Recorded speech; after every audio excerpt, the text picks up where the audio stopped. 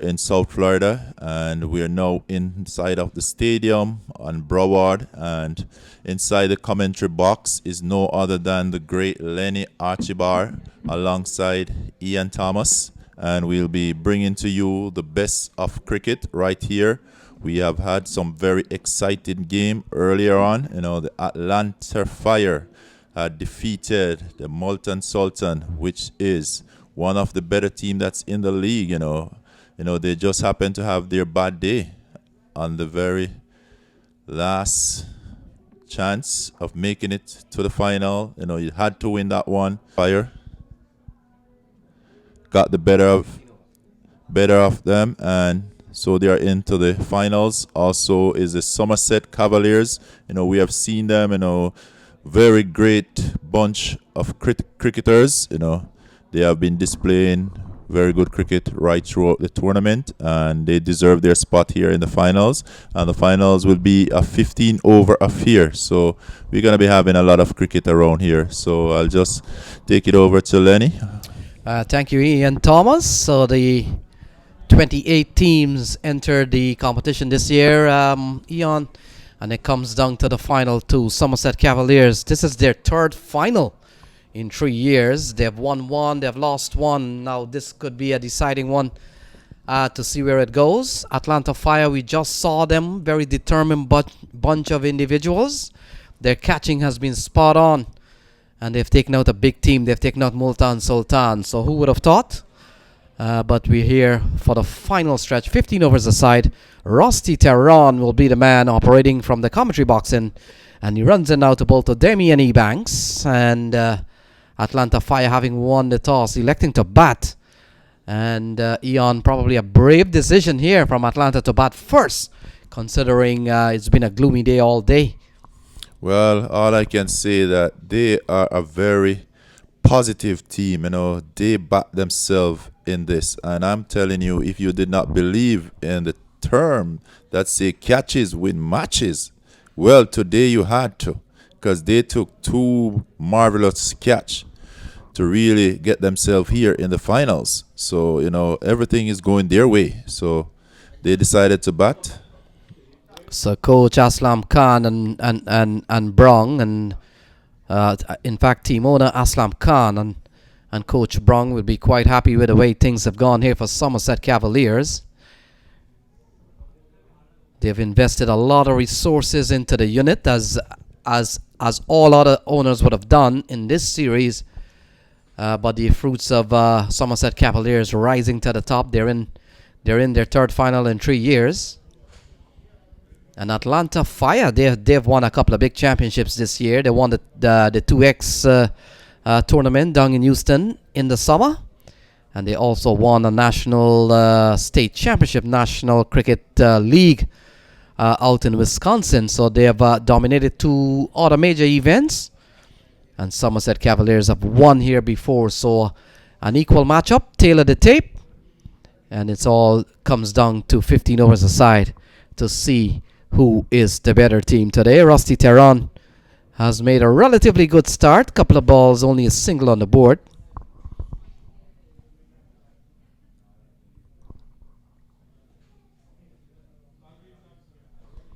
So the lights are on here at Broward County Stadium.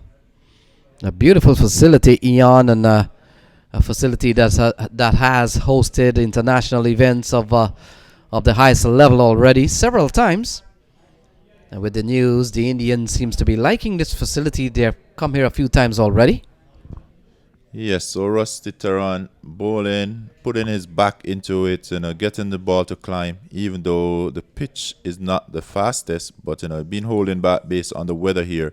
But you realize the bowlers, they're giving it them their all, and Terran is just doing that. Very good delivery, but well matched by Babwa, and Ebanks is now on strike. So good going, good start. So Damian Ebanks had a good semi-final. Ball sliding down the leg side. Called a wide. The umpires for today's game are 2 umpires who would have recently made their one-day international debut. And of course, Jermaine Lindo and Vijay Malela.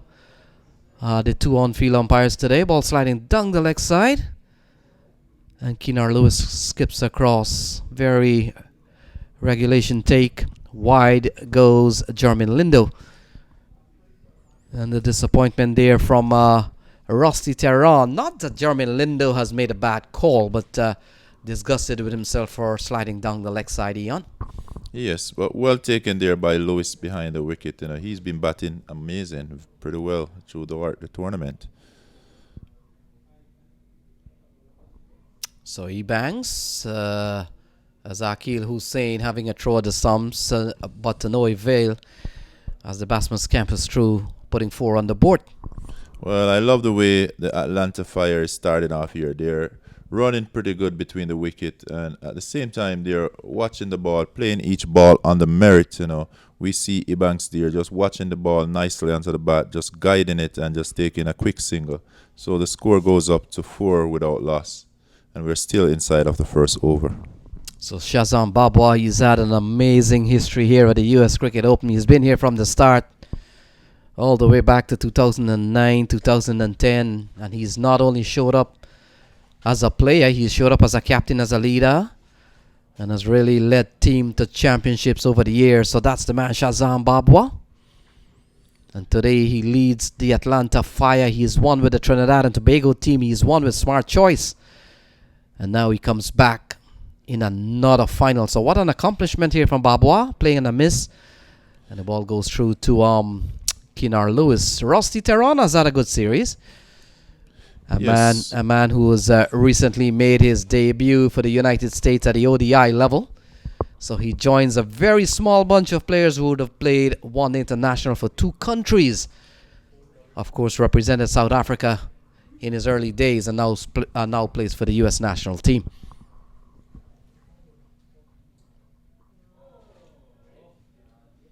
Oh, pulled into the onside. Will run away. Couple of bounces and he goes away for 4. So Shazam Babwa, he gets onto the scorecard. Well, in fact, he's picked up 5 runs so far. 1 with that boundary and a single. It's 8 without loss at the end of the first over.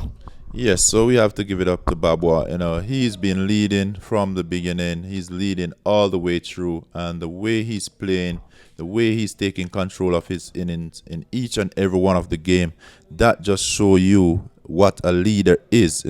He's leading from the front, and you got to give it up to him. Once a winner, they say always a winner, and I already see he's a winner just getting into the finals.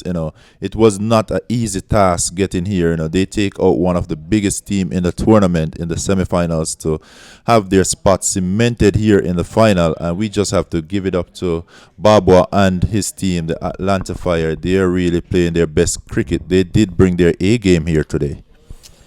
And Ian Thomas, if you think the accomplishment by Shazam Babwa is an impressive one, Najaf Shah, the captain of the Somerset Cavaliers team, he comes into this final, and this will be his 4th final in 4 years. So it's Najaf Shah versus Shazam Babwa for honors here, as Najaf Shah would have been part of the US All-Stars team in 2016, in which they won. Najaf Shah was on the winning team, and then he was part of the Somerset Cavaliers team in 2017, in which Cavaliers won. And then last year he was part of the Cavaliers team inside edge onto the stumps. Damian Ebanks can't believe his luck, and Najaf Shah strikes off the very first ball that he sends down inside edge onto the stumps. It's 8 for 1. Well, Lenny Archibald. This is cricket at its best. Just listen to you as you go through the years that they've been here, the winnings and all, and just to see that these cricketers, they are actually producing result over the years, and today they bring it right here in the Broward Stadium for Najad Shah. That was an excellent delivery to get rid of the hard-hitting Ebanks, who we all know would be a valuable batsman for the Atlanta Fire. So, as you can see, they're all bringing their best game here. Babwa bringing his best game, and now Shaw bringing his best game. A wicket in the first ball. What else could you ask for? Yeah, Najaf Shaw has played at the international level quite briefly, and he's still at this level. He's an effort bowler, runs in and still gives you 100%, and he's led from the front. Sharma is the new man in, and Sharma gets a good delivery, but he does well to get a single here. But Najaf Shaw, quite an experienced campaigner, and I've gone a couple of times around the camp of Somerset Cavaliers. He runs a very tight unit. He knows what he's doing. And he himself as an individual, first of all, he's the captain of the team. But along with the captain of the team, he is their opening bowler. So he's got to produce in two ways. He's got to lead, and he's also got to come up with the goods as a bowler. And so he's done both of that, and he's taking care of Damien Ebanks, one of the big stars here of Atlanta Fire. And the way things are here, Somerset Cavaliers drawing an early bit of advantage with just getting Ebanks out of the picture. Well, for viewers, as you can see, we have a bunch of talented cricketers here. The pool of cricketers that we have seen here over the past 4 days. You have seen big names from all over the world that is right here in Fort Lauderdale on the Broward Stadium. The grounds here playing their best cricket. That goes to show what type of a competition this is. Cricket at its best, and we're bringing the best out of each player on the field, on the day. So good cricket here. So Babwa, ball goes down the leg side, called a wide here by Vijay Malela, and I was making the point both Vijay Malela and Jermaine Lindo Ian would have gone a level up in their umpiring career. They are now ODI umpires, with the news that the U.S. team has been granted one international status, and I was part of that series that happened here with Namibia, Papua New Guinea, and the U.S. And Jermaine Lindo and Vijay Malela would have been ODI newest addition to the umpires. So ball cut away. That's a good-looking shot. Tehran will run around, only a single. On a single that brings Atlanta Fire, who I think has made a brave decision to bat first. They're 11 for 1. Yes, so the umpires, we got to give it up to them throughout this season, or this tournament here. They have made some very good calls in terms of the decision that they make, and we just want to say that, we welcome these two umpires who are able to umpire at the highest level. We can actually see that the cricket is growing here in America, not just with the cricketers, but also the umpire association. We see we're producing top umpires who could stand in a one-day international. So, good going here. It's cricket from a holistic approach. It's all over. Yeah, and a big production crew on hand. The likes of Rashid, Tassin, Jeremy, and we got Roddy Lalman. And so it takes a big production crew to put on a presentation as this is. And that has really grown over the years. We're seeing live scores and everything else on the scoreboard finally and fully functional these days. And so the production crew here and the media crew has done a lot of work, a lot of expertise, and they're all professional in their field.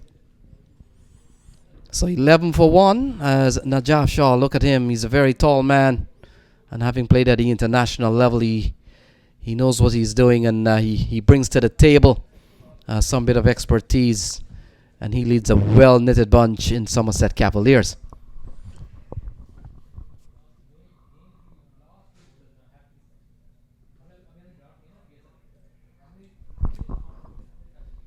So we're beginning to see the drone making its rounds, Ian, and of course we could be provided with some aerial pictures. Here we go. Yes. And the drone has come out for the final. Well taken pictures there. Beautiful sight here at the the Broward County Stadium, an international venue. Definitely, we got to give it up to the media team, ball by ball coverage, the camera, the video, we capture the ball from the bat straight to the hand of a fielder over the boundary. They've been able to follow the ball right to the very top. We see some ball that have been skied in a high, and the cameraman is that good that he followed it all the way through. And now we have the drone roaming around the field, taking some quality photos. Look at that, beautiful from the aerial view. Yeah, Tehran runs in again. And ball getting an outside edge. Off the bat of Shazam Babwa, he picks up another run. And Ian, for you to understand how far this tournament has come technology-wise and the way the production crew has really brought things up to a higher level, you've got to be. You should have been around here in the earlys in the 2009, 2010. We have moved all the way from scoring on books and just getting just one camera on the field somewhere and just one bit of lens running the whole show. And so what you see today is really a big leap from 2010, 2009 to what it is today. And you'll have to appreciate some professionals who know what they're doing and getting all those pictures live in lifetime. Yeah, 13 for 1 here as Babwa is on 7 and Sharma on 2. And we're in the third over. Yes, so it's pretty quiet going by the Atlanta Fire at this time. 13 for 1, and we're already in the third over. We know that they'll have to step it up. But in terms of the quality photo and video that we have been able to capture, I'm really loving it. So Tehran continues to bowl a very good spell. That's the view of the scoreboard. That's a view none of us can ever reach to take a look at. We usually watch the scoreboard from the bottom up. So you see, we have come a long way, and Lenny being a part of it from, as you say, scoring in book to now where we're digital and, we're bringing live HD videos and all, looking wonderful here. Yeah, a little glimpse of the outer pitches. Matches are still playing over there. So playing a miss again from Shazam Babwa. And Eon, you would want to think that that's the aerial view of the whole complex. A very spacey area. And this venue here has hosted international events several times. The CPL has come here a couple of times already with visits from the India national team. New Zealand has been here, Sri Lanka has been here, Bangladesh has been here. And of course these days used by the US national team as they have been granted ODI status. And so a wonderful complex, second to none in the United States for now. Yes, beautiful, beautiful. So we're back with the cricket. Tehran. Oh, ball them. So that's the end of Shazam Babwa. He has his leg stump knocked back. And Rusty Tehran picks up his first wicket. It's 13 for 2. Yes, Lenny Archibald. No, I got to be thinking why they decided on batting, And as we see, they're in a bit of trouble here. 13 and another wicket down. This could mean serious problem in the camp of the Atlanta Fire. That's Babwa being bowled all over by Tehran, who been on his A game, bowling pretty good length ball and right there. And Babwa have his stump been knocked back. So a lot of work to be done by the Atlanta Fire to repair this damage. Yes, Ian. So they've lost their openers. 2 quality batsmen. Ebanks has gone. And Shazam Babwa is gone. And some other bad news for the Atlanta Fire squad is that Roy Silva has been ruled out of the series. And the last we heard, he's on his way to the hospital or should have gotten there.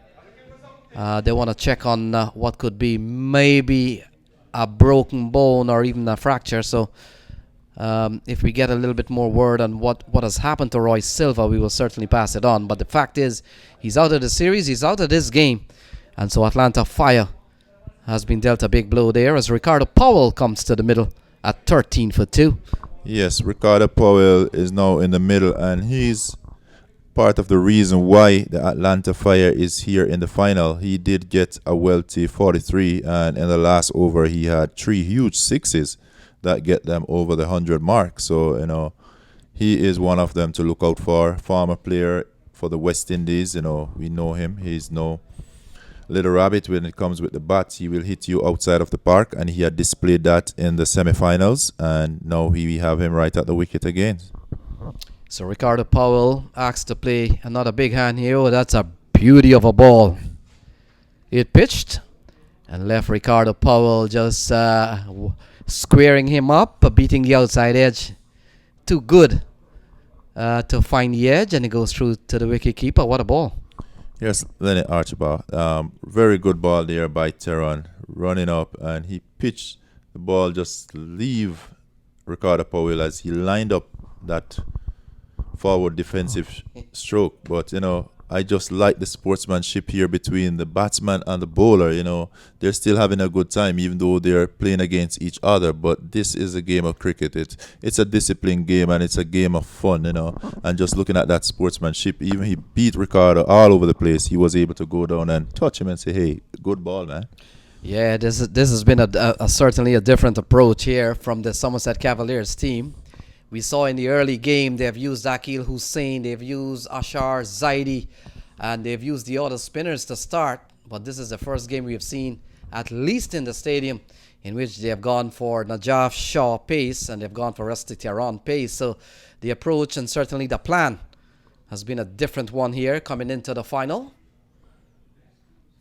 And so they come back for a couple of runs. The last time there was a final, it was played between Somerset Cavaliers and California Bears. A game in which Somerset Cavaliers lost by 3 runs. Well, this year I can definitely say that the Somerset Cavaliers, they have a game plan in each and every game that we have seen, that they take the field, they go out there, they really execute, and you can realize that, they are working off a plan. They're working as a unit, and that has given them the result that they have so far. And we definitely know that for this final, they would have already worked out each and every batsman. Oh, it's in the air. Has he timed it well enough? Fielder is coming around. Will not get to it. And so a brave-looking shot here from Sharma fetches him a couple of runs. But ball was in the air for some time. A nervous moment there, I think, for the batsman. And certainly the Atlanta Fire teams, Ian.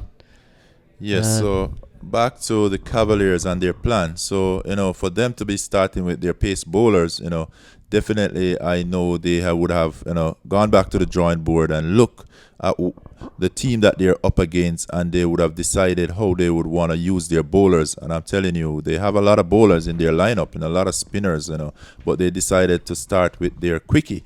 And so far, it's been very good results. 17 for 2, 3.2. So 15 overs the box. A little wave to the drone as he certainly gets a view of the com box here. Hello, drone. How are you? And so 17 for 2 here. Ian as Ricardo Powell and Sharma tries to rebuild here for the Atlanta Fires. So this is a 15 overs a side game.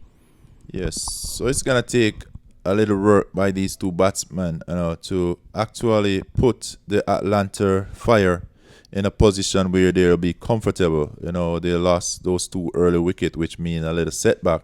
But as you say, it's 15 overs. It's still a long way to go. So let's see what these two batsmen have to offer to the table for the Atlanta Fire. So no ball is the call. And so this will be followed up by a free hit. See if we can pick up what has happened there. It might be a foot fault, no ball. Now it's a good time for the drone to give us a good view as to here Najaf Shaw. Well, in fact, that's that's outside of the stadium. That's on the Astro turf. 19 for 2 here. Yeah, we have the youths that's playing on the outside also.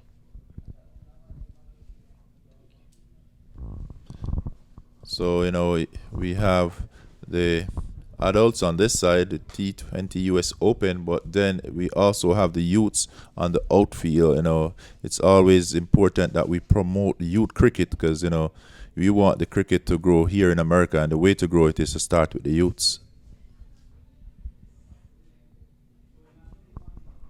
So a good comeback from a free hit ball from Najaf Shaw. And so no harm done. It's surprise to see Ricardo Powell having a free hit ball pass without even a bat on the ball. That show you the type of pressure that's been put on the Atlanta Fire by the Cavaliers. So the Cavaliers team, in addition to Rusty Tehran and Najaf Shah, we still are yet to see Nevin Stewart. They're stacked up with some very good, in fact, three-leg spinner in Akil Hussein, Ashar Zaidi, and not forgetting Chandrapal Hemraj. So three-leg spinner, Nevin Stewart, and we've seen two fast bowler operating here. So that's a very strong bowling depth.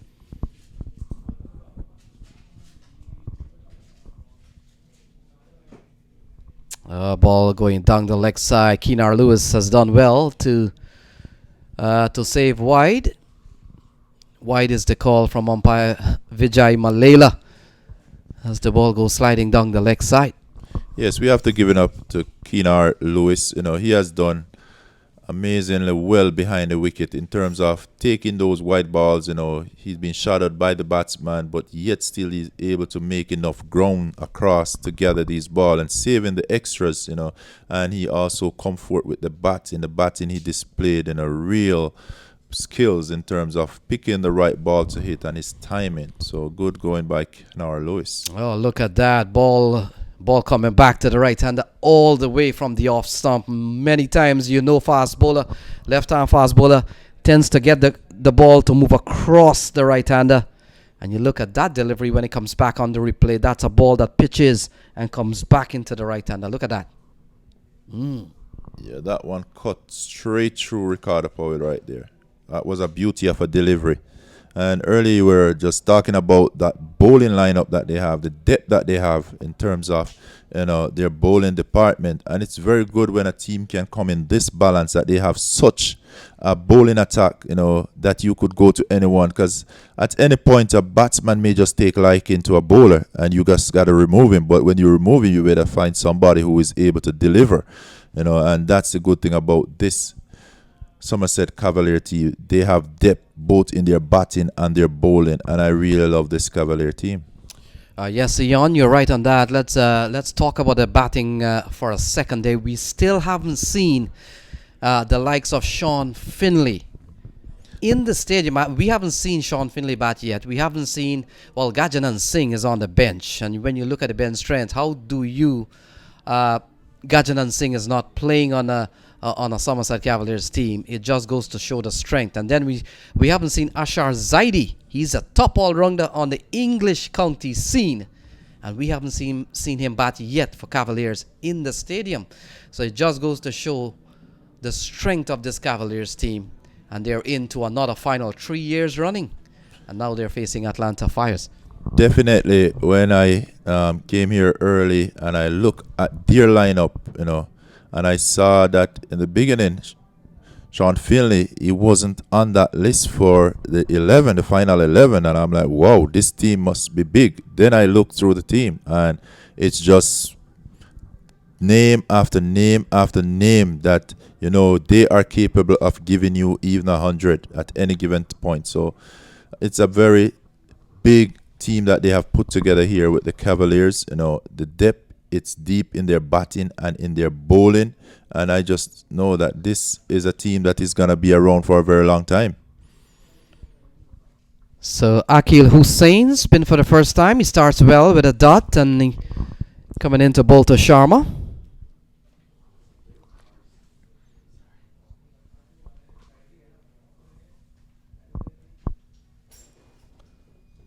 So a couple of wickets have fallen here. That's a good-looking shot, brave-looking shot here from Sharma. They'll pick up a couple of runs at least. Marshall is giving chase. And that's a good-looking shot from Ranak Sharma. Picks up a couple of runs. Yes. Sharma decided that he have to have a go at it. He went inside out over the covers, and he was able to get 2 runs.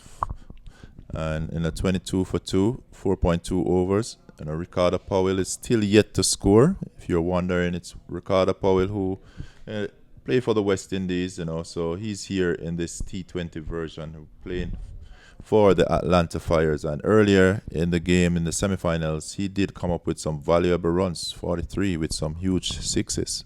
Yeah, in addition to being a player in this game, Ricardo Powell is a U.S. national selector these days, as this ball has eluded Keenar Lewis. We'll have to wait if there's a signal from the umpire. And in fact, a couple of wides will be added to the scorecard. So 2 more runs here for the Atlanta Fire. And they go up to 24. Ball sliding down the leg side. Take a look. Yeah, Keenar Lewis just getting a foot onto the ball. And so a couple of bonus runs there for the Atlanta Fire. Ian, you thought they made a brave decision to bat first, considering weather interruptions and that in the offing? Winning the task here, I think if I was a part of a team, I would want to actually bat last in terms of the weather. Well, the fact is, he may have had a big sense of what has happened in the semi-final. They took their chances. They batted first. In fact, they were sent in. No choice of a toss, so they were sent in by Multan Sultan. And many times, if something has worked, why not go ahead with it again? I think that's exactly what they did. They came in on that high. They were feeling pretty well. They take some great catches, and they basically backing themselves to do that. So let's see. But at this point, for 25 for 2, I think they're still in a little bother. So Akil Hussein, he's a player that comes out of Trinidad and Tobago. He plays there at the first class level and with some bit of CPL experience this year. He's a quality spinner. And he joins 2 other leg spinners. Left arm orthodox spinner in Ashar Zaidi and Chandrapal Hemraj on the Somerset Cavaliers team. Oh, a lofted shot, deliberately lofted. And Navin Stewart gets onto the ball. Only a single ball holding up in the outfield. But the intent is quite clear here from Sharma. He picks up a single. It's 26 for 2. Yes, so Sharma seems like he is the one who is going to be going at the ball, allowing Ricardo Powell to look at it, because we know Ricardo Powell, he could change his game at any minute. So as it is, Sharma, he's not getting the full blade of the bat on the ball. We realize some is coming off the outer part of the bat, so he's still having a little problem finding the boundary, but we already see his intention. Oh. So a bit of inside edge, and on another day would have crashed into the stumps. So today is gone in the region of Keenar Lewis, and so at the end of 5 is 26 for 2. Ian, thank you very much. We'll take a quick break here and bring in Bilal Aslam, who's been with us for the last for yesterday and a part of today. So welcome Bilal Aslam, as the score is 26 for 2 at the end of 5 overs here. Thank you, Jan, and thank you, Lenny.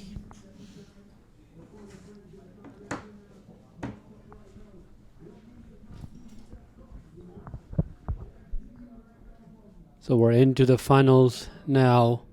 Final game, 26 for 2 after 5 overs. And we definitely know it's going to be a daunting task for Atlanta Fire for the rest of the inning. They have to put on a show in order to get a respectable total. We know what happened during semifinal 1, the first semifinal game, Lenny, where Houston Stars struggled big time and their total was chased down in no time. So here we go. Ricardo Powell. Sharma. Let's see. Sharma to the backward square leg. Diving stop. And throws back in. Stewart is in action. He bowled very well during the first semifinal. And we're looking forward for him to repeat the same performance in terms of bowling. So, Lenny, what do you think? What will be a respectable total here now, since it's been struggled all along for the first 5 overs?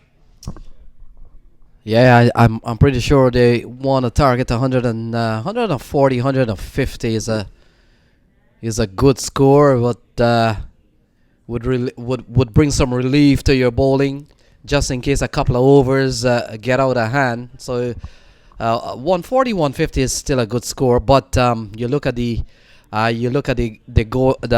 current run rate is just over 5. So that might be a little bit ambitious at this point, having lost two of their top batsmen. And the fact is, Roy Silva, who will take no further part in the series. And so it could be a little bit of setback here for the Atlanta Fire. Yes, so we do see that it could be a setback, and we also see how they're going about their run scoring. They realize it's a 15-over game versus a 10-over game that they played earlier for a semifinal. So they're going about it. They lost two of their wickets. They still have time, long time to go for this inning. We'll see how Atlanta Fire is able to score some boundaries, because that's what they need. So a top edge has eluded Keenar Lewis, running up towards the fine leg boundary. Akil Hussain gets there first. Oh, he sends a very good throw back to Ashar Zaidi. But in the end, a couple of runs here for Ricardo Powell. Ricardo Powell, he's a quick runner. He realized he was going to struggle. And here comes a replay. As you can see, a top edge. The ball came out quickly behind the wicketkeeper. He ran back, and then he got help. And it was a quick throw. Had it been a direct throw, I mean, we probably would have seen leg umpire in play here. But at the end, he made it safely. Oh, big shot here from Ricardo Powell. He is teed off, and it's into the grassy banks. Cleared it big time. Ricardo, we know what he can do. Stewart bangs in short. A lot of time for Ricardo Powell to think about it and then put it away over the deep mid-wicket boundary. Yeah, look at that. Asking to be hit. Ricardo Powell is in top form here. And this one is easy food. Easy food for Ricardo Powell. He goes up to 9. It's 37 for 2. Yeah, Stewart realized that it was banged in short and asking to be hit, and it disappeared. So 6 valuable runs that will gain a lot of confidence for Ricardo Powell. Yeah, we see a lost ball situation here. So the budget of U.S. Cricket Open will go up by a ball. Yes, yeah, it definitely will if they're not able to find a ball. So we see those flags as they went behind it, and I believe they were able to recover the ball, so some savings. Yeah, we see the could be the third umpire, as is customary, to walk out with a boxer ball. And the umpires will have to make sure that ball resembles a 5.5 ball in terms of usage. Yes. Very close to a new ball, you'd say, Bilal, or maybe one that is roughed up a little bit. Definitely roughed up a little bit because they want to make sure that there's a balanced advantage. I mean, it's an advantage for both teams, or we want to make sure that it's not a brand new ball, because you don't have openers batting and then you don't have the attack bowler bowling. The ball sliding down the leg side. So Navin Stewart has somehow lost the plot here. 12 in the over so far. Now Ricardo Powell playing a good hand again here. I'm pretty sure when Ricardo came to this tournament, as talented as he is, he might have been allowing the other players to get ahead. But there's always the call back for the veteran to come out and play an innings, and that time has come here today. And so in this case, you can see he has built a brand of his own, Ricardo Powell, that is, because he's been in the middle for the past, 2 hours or so, and then also scoring some runs. So bowler, in his mind, he wants to be careful, doesn't want to bang in short. So because Ricardo, he's got the power, and he can clear the boundary easily. So Akil Hussain will continue his first over, went for 6. So Jermaine Lindo, along with Akil Hussein in the picture there, and So he'll number be 34, Sharma, the batsman. Now we get a full frame of the pitch. Kinar Lewis, Ricardo Powell on strike. Yeah, Akira San now bowling to Ricardo Powell. First one in on the back foot, punches it through two short covers, and it brings us one more run. 40 for 2 after 6.1. So they're regrouping at this time, Lenny. Yeah, Atlanta Fire have done well to take out one of the favorites of the tournament, Multan Sultan. And we were making the point of Mike Bilal. A bad game will come, upset will happen. The lower order will be tested. We saw exactly what happened today when Mohamed Ilyas Ali Khan had to come out and try to win a game for Multan Sultan when the likes of Rizwan Chima, Zishan Ashraf, Jaskaran Malhotra failed to come up with the required run. Yeah, we saw that was a calculated. They did not take calculated risk. The top 5, they should have taken responsibility. It's a very good ball outside the off stump. Ricardo Powell didn't read it well. Went straight to the wicketkeeper. So speaking of Multan Sultan, they hurt themselves big time with the fielding error. So here we go, the replay. Again, Akira San going outside the off stump, shipping away from Ricardo. It's over again. Oh, look at that. Look at that. High into the air. So And it's got enough distance. And it's gone for 6. And even while the ball is out of the playing area, Rusty Tehran wanted to make that into a catch. Outside of the boundary, it wouldn't have counted. So there we go, Akira San. This time around, Ricardo Powell waiting for the ball and launched it over deep long on. And it went long way. There we go. So ball disappearing into the stands. Yeah, that's a big hit there from Ricardo Powell. He seems to be having a good day. This one is punched in to the offside and has gone over the head of Navin Stewart. Consecutive 6s off the bat of Ricardo Powell. And it brings up the 50 here for the Atlanta Fire. Akira San under pressure. It comes. And then this time again, the power of Powell coming into play here. Another 6 back-to-back 6s by Ricardo Powell. So Akil Hussein. Oh, what clever play here from Ricardo Powell, realizing 14 has come off that over. 12 of them in consecutive balls. And he realized why take another risk. And so he's going to save that maybe for another time. 53 for 2. Yeah, current run rate improved all the way to almost 7.6. So that's looking good for Atlanta Fire. We know the type of fire they can bring in terms of bowling and fielding. So if they can get to that respectable total around 140, 150, it won't be easy task for Cavaliers. They'll be facing a different team here, especially what they bring to the table when it comes to extra efforts in the field, like they did against Multan Sultan. Catches win matches we saw there, and they were absolutely stunning catches by Atlanta Fire. Outstanding fielding. And then we saw Multan Sultan, some missed fielding, especially in the last over. We recall on the second ball, Ricardo Powell ran in, and there was a missed field, and he scored 2 runs and ultimately 3 6s. So Chandrapal Hemraj, the other leg spinner, similar bowling type to Akil Hussein Bilal, comes into the attack. And the big man, Ricardo Powell, who has had a couple of good games. We know he had a previous semi-final, a good game, and so far with 23 on the board, you've got to consider he's among the runs again. Yeah, he's already brought them back into the game. We know that they were struggling with the run rate of 4, and now it's 7.5. And this time he misses outside the off stump. Good line of length by Chandrapal. He knows what Ricardo can do, staying away from his bat.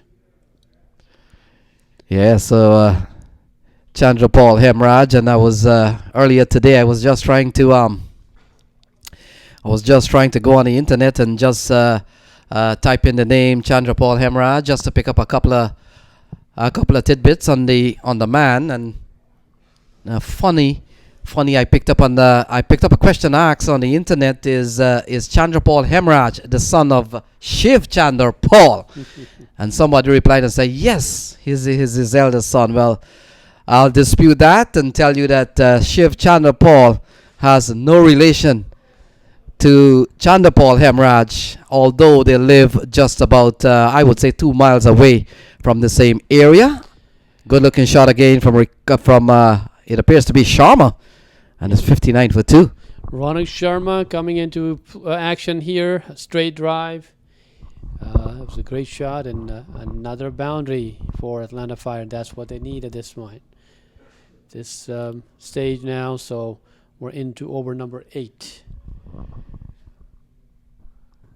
Here he comes again, and he plays towards backward point, being cut off, and 2 runs by the batsman. 61, Ronak Sharma, reaches 21, and he's playing his role very well.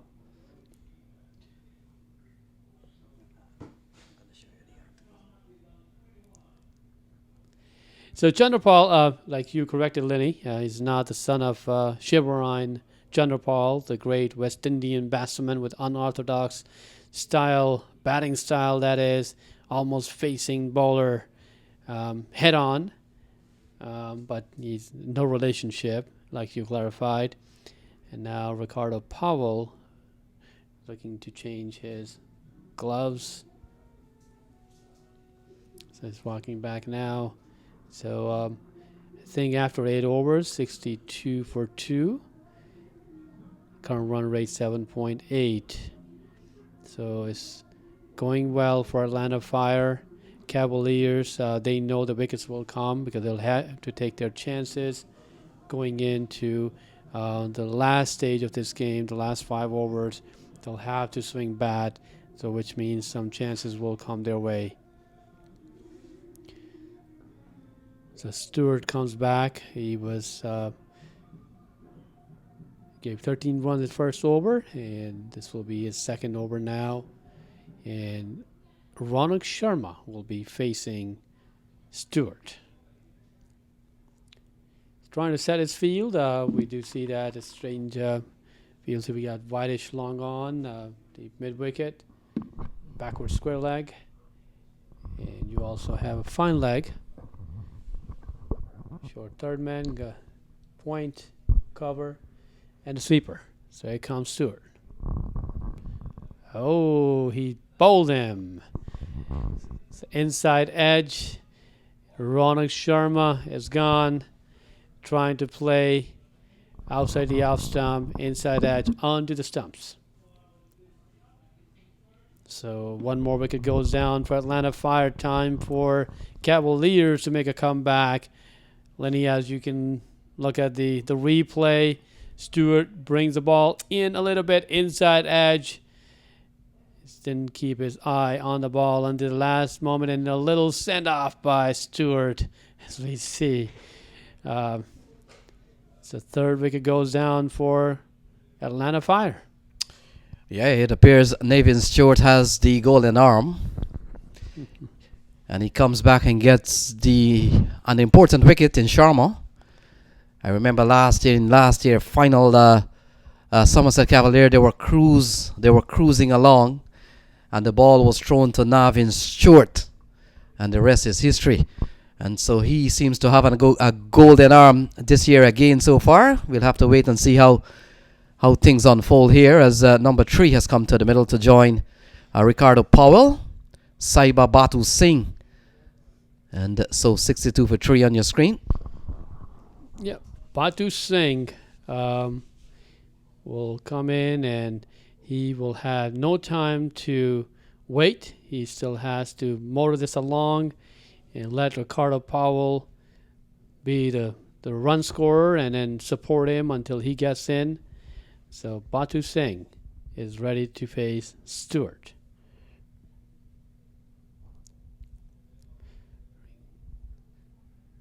A little smack over to short mid wicket area, and we're single, and there we go. Passionate Stewart runs after the ball to make sure that they don't take a second run here. Batu Singh is off strike, and that's what he should be doing. Ricardo will face Stewart now. Yeah, Nathan Stewart is a competitor. He's a very, very good medium pacer. He gets wicket at very important intervals. And he's a good batsman too, Nathan Stewart. Oh, Ricardo Powell, all the ease in the world. Zaidi has come up with a good catch. And just maybe a feet or two off the long on boundary, Ashar Zaidi.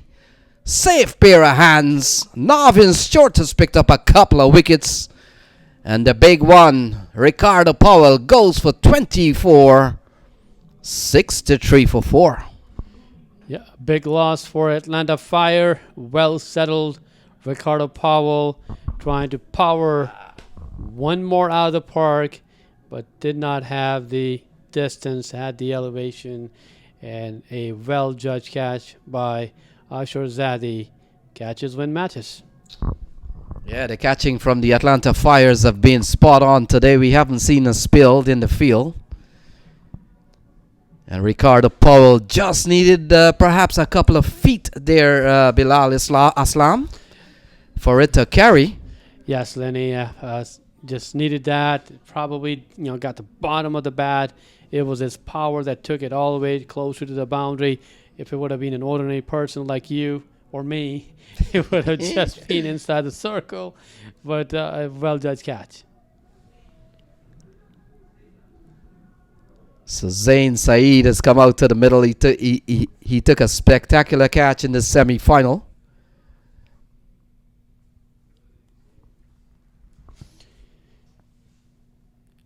Then, so Batu Singh. 2 new batsmen in, Zain Sayed and Batu Singh. In the middle out there, so they just have to regroup. So it's 4 wickets down for Atlanta Fire. And they need to make sure that they get the respectable total. No matter how great your bowling is, you need runs to defend. And here we go.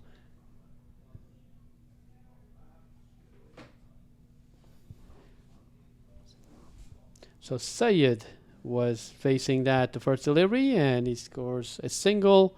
Batu Singh now comes to strike. He will retain the strike now. So 64 for 4, 8.4 after 8.4 overs. Stewart, who after sending Powell back. So another swing and a miss. And this time Batu Singh wanted to have a cover drive and just did not reach the ball. You can see ball shaping away. So the pace, he reduced some pace on this one, Stewart that is. And Batu Singh just missed it completely. So Nathan Stewart with a couple of wickets in this over. You see Stewart again attacking the stumps and played towards backward square leg for a single. So Sayed gets off strike, and Batu Singh will be facing the next over now. Stewart, 2 for 16 in his 2 overs. Yeah, I remember now Nathan Stewart. I did a tournament in New York this past summer. The Bangladesh Premier League up in New York, and Nathan Stewart played in that tournament. He did well. And I got a text from him and telling me that he wants to have a footage of his performance in that series. And while that series was televised, I wasn't able to find the appropriate footage on that series. But the point I'm trying to make is that he takes his local cricket and franchise cricket very serious. And these days, Bilal, these players who appear on streaming all across the world, they want to look back and see what they have done. Yep, so quick single by Batu Singh here. So Chandrapal is back in bowling, so none for 9 is in his first over. And they'll have to find a bowler, Atlanta Fire, to go after. And we'll see who do they find. But 2 new batsmen in, it won't be easy at all. Chandrapal back in action again. Right So on. we've got 34 balls remaining. Chandrapal Hemraj, he is bowled at the CPL level to great effect for Guyana. So that experience is handy here. This time around, plays back and nice fielding off of his own bowling. Chandrapal. Yeah, I remember this season, the Guyana Amazon Warriors were playing Barbados Tridents, and out come Alex Hales, and the very first ball of the match, Chandrapal Hemraj went through a ball that kept a little bit low, and the big English T20 player Alex Hales was walking back to the hut. Scorecard reading bowled first ball off the bowling of Chandrapal Hemraj, and I'm pretty sure Bilal, when he will reflect back on his franchise bowling, I'm pretty sure he will remember that day. Alex Hales is no mean pushover batsman. Oh, yes. Probably one of the best in the world. He can destroy you in no time. Agree. Oh, a big shot here by Batu Singh will only fetch him a single. Yeah, just a single run there. So Batu Singh gets off strike here. And we have one more ball to go. Chandrapal, so far, so good. He's having a good time out there, and this will be his last delivery. If he can survive this, and seem like he will, no run on the last ball. So that will be end of the 10th over. 68 for 4, Atlanta Fire. They just have to score some boundaries for the rest of the inning now. Got plenty of wickets in hand. Well, let's see how they go about the last 5 overs and put a respectable total for Cavaliers to chase.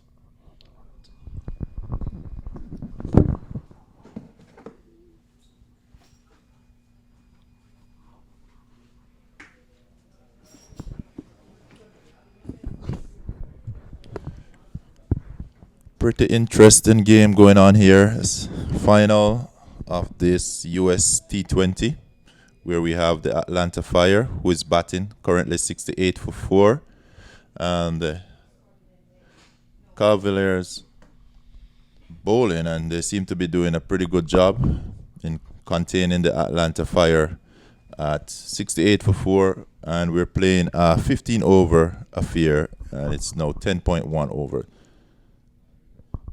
So Naveen Stewart doing a good job with the ball there. Yes, Ian. It appears that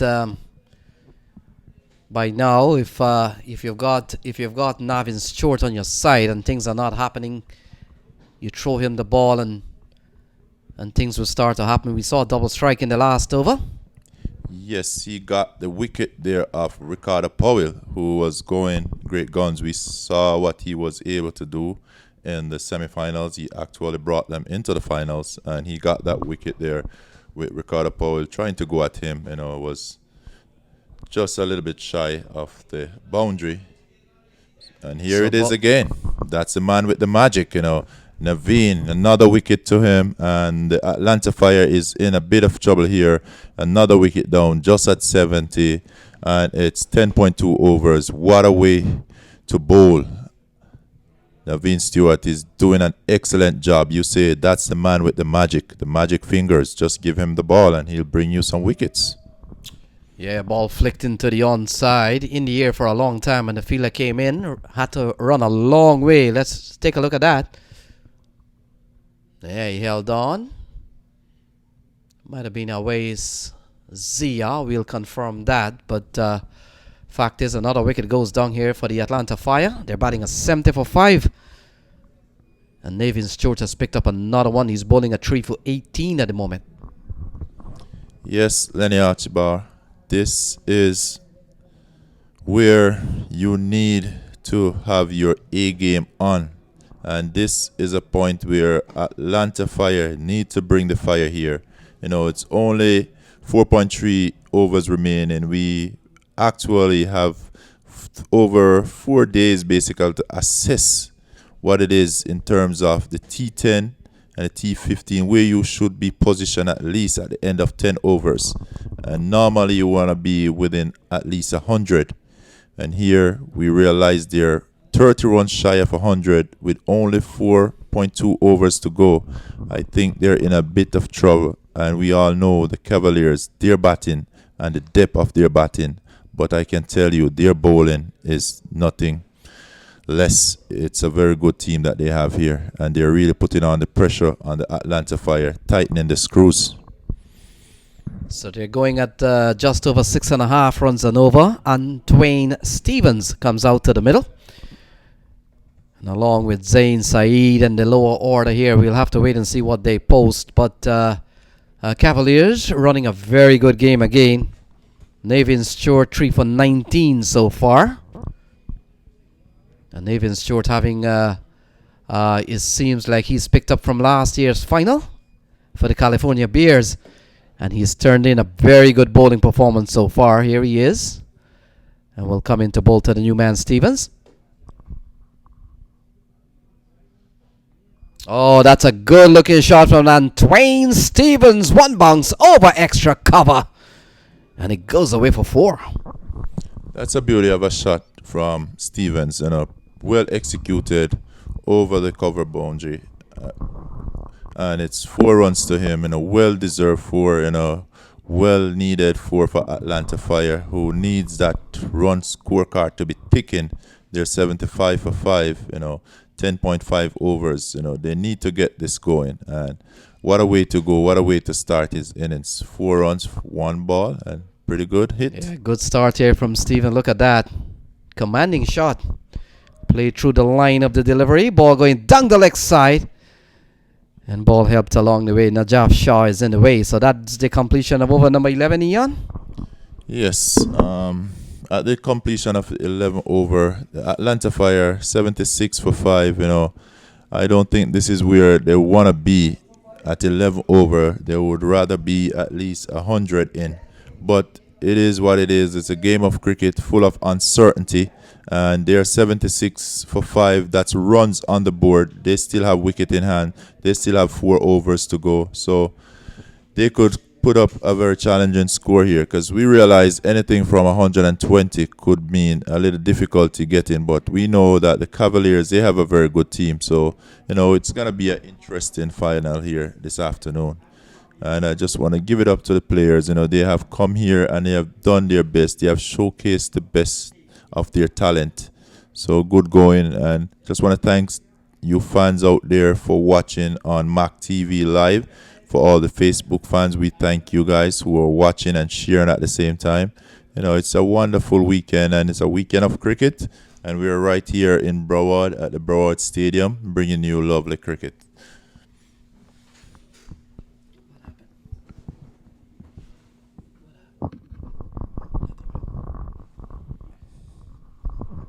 So it's 76 for 5 in the 11th over.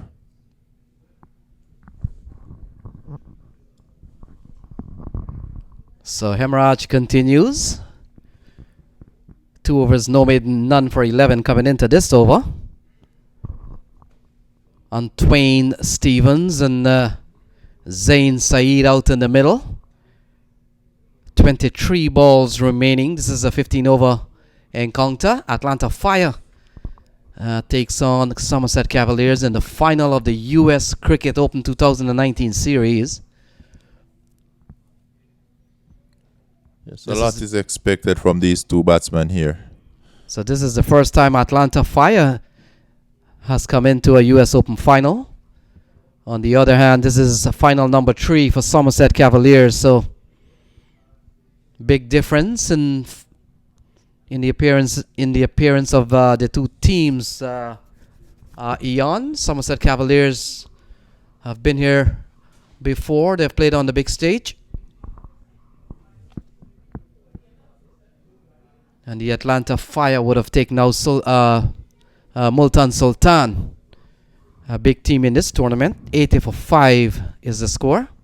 Yes, that was the upset of the upset, when they actually take out the Multan Sultan, which was a very good team, display great cricket all the way through, but they had their one bad game, and that was the semifinals. So that's the reason why they're not here. They just choose to have their bad game at the wrong time. And the Atlanta Fire, we have to give it up to them. They play their way into the finals here, and they're still giving a very good show. 4 runs all the way. Very good shot there by Stevens.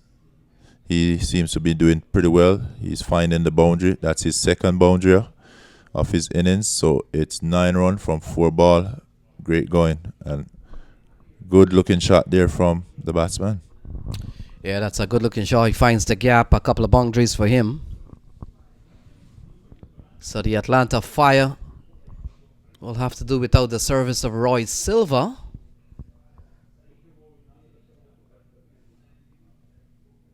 Who suffered a hand injury off the bowling of Ali Khan. And Ali Khan is by no means a slow bowler. Yeah, Ali Khan was coming in with some steam at the point where he hit him, and that would be a big loss for Atlanta Fire, because definitely they would have need to have him here in this batting lineup, especially going up against the Somerset Cavaliers, who have such a very good bowling attack. And this one is hit high up in the air, and it's going to be a catch down there on the long off boundary. So another wicket down for the Atlanta Fire. They're now 85 for 6. And the Cavaliers are doing extremely well. They're on top of their game right here.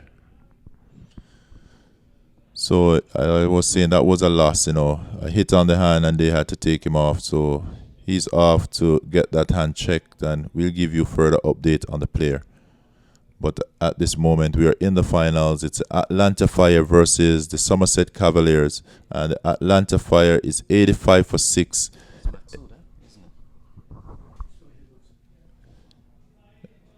That's in the 12th over, so 3 overs to go, 85 for 6. Lenny Archibald, what type of total would you be looking for from here on? Well, Atlanta Fire doesn't have too many choices here. 18 balls remaining. And we're down to the lower order. But I'll tell you something. 85 for 6 with 18 balls remaining may not be enough for the likes of Kenar Lewis. Maxoud. So here, Maxoud, we saw what he can do. Xavier Marshall is up there. Away is Zia. Ashar Zaidi. Sean Finley. It's not 85 for 6. May not be enough to control those names that I've just mentioned there.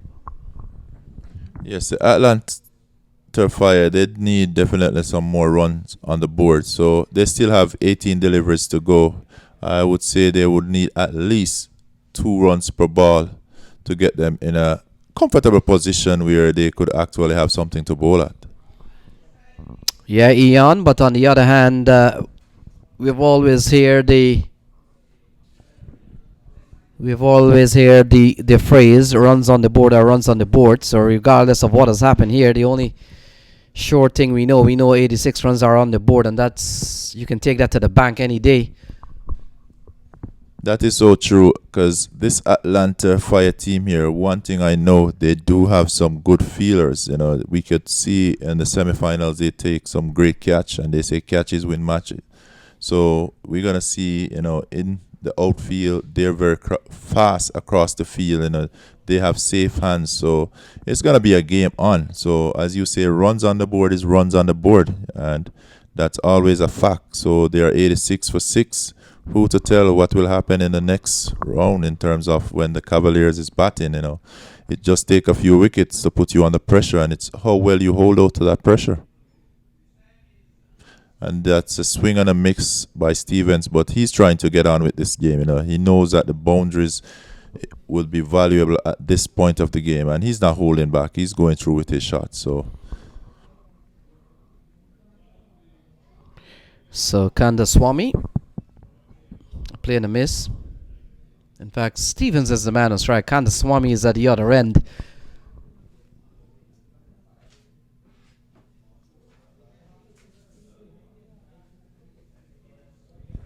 another swing and a miss here by Stevens. The ball is keeping a little low, even though Tehran is a tall man, but the ball is keeping a bit low. We all know that the wicket, it's been used for all 4 days. First day, not much play, was a lot of water, so the moisture is under there. We realized the seam bowlers did not get much out of the wicket. It's all about using your head and a little tactic here and there. But Tehran, he's on top of his game and he's bowling pretty well. So the Atlanta Fire 86 for 6 in the 13th over. Yeah, Tehran has had a good spell so far. 1 for 10. Yes, Tehran he's bowling extremely well. He's using the variation in terms of the pace, in terms of his length. He is really using his skill and his experience when he comes out to bowl, and he has been doing this all day.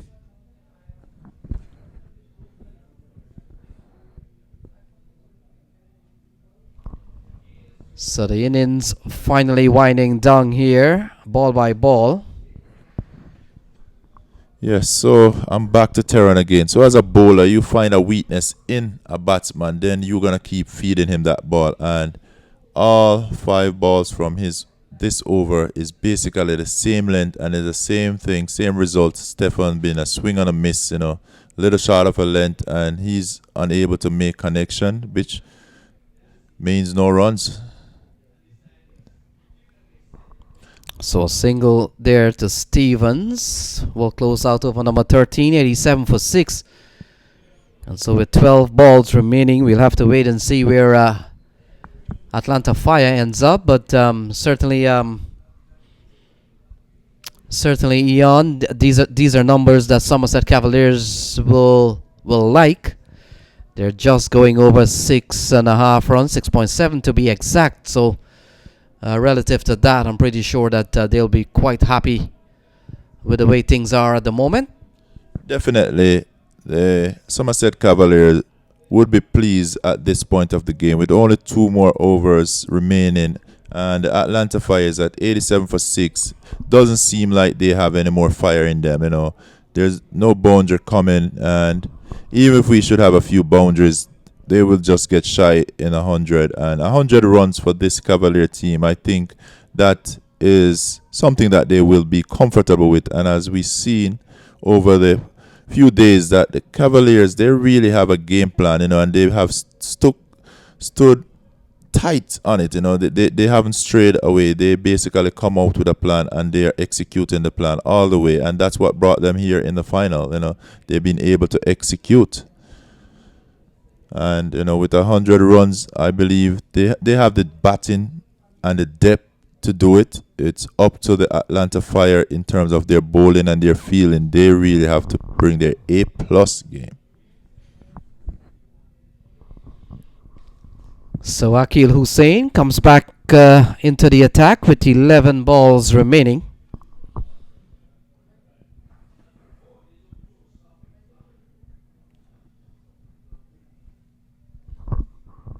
I wonder if Kenar Lewis is getting a little tired behind the wicket.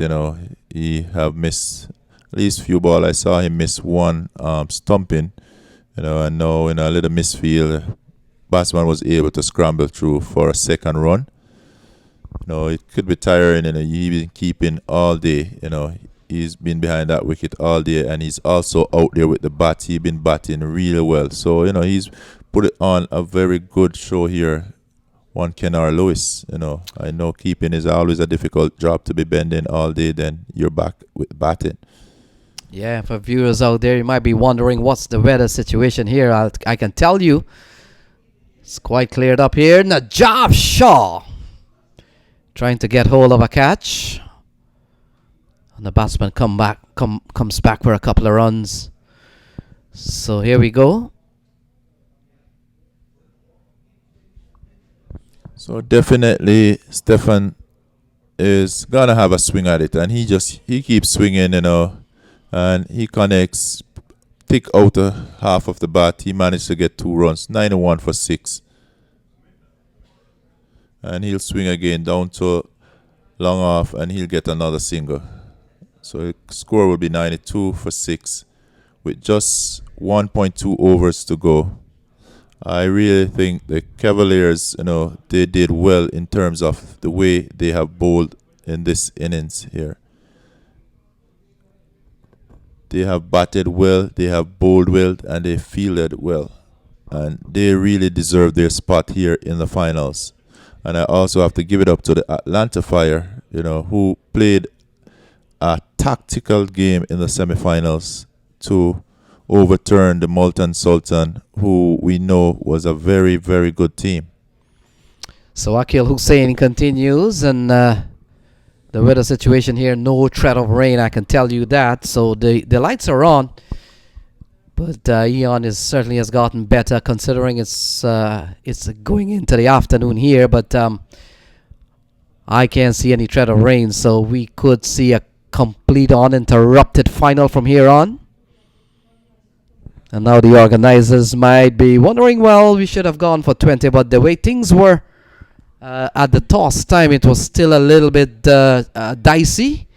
And in the end, I think they made the decision quite rightly to do 15 overs. At that time, it was the safest option to do. But if you look out here right now, Eon, are you a weatherman? Do you understand Florida weather? Let me know.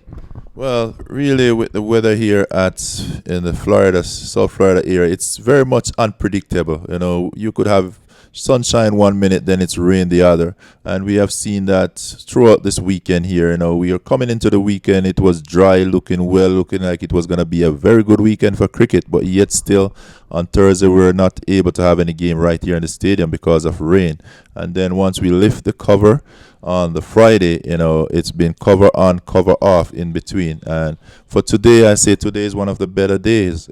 We have uninterrupted cricket all day, so it would have been good to see a 2020, but as we say, the weather here in Florida, it is very much unpredictable. So doing a 15 over in the finals, I say that was the way to go, and it allows each player to showcase their talent.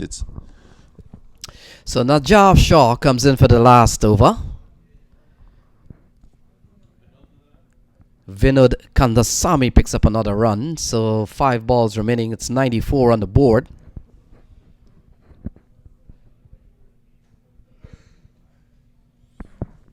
Well, 94 is 94 run on the board. Still have 5 balls to go. I would love to see them get it up to at least 105 or 106, just to give the Cavalier a little challenge in terms of their batting lineup. We know the depth of it.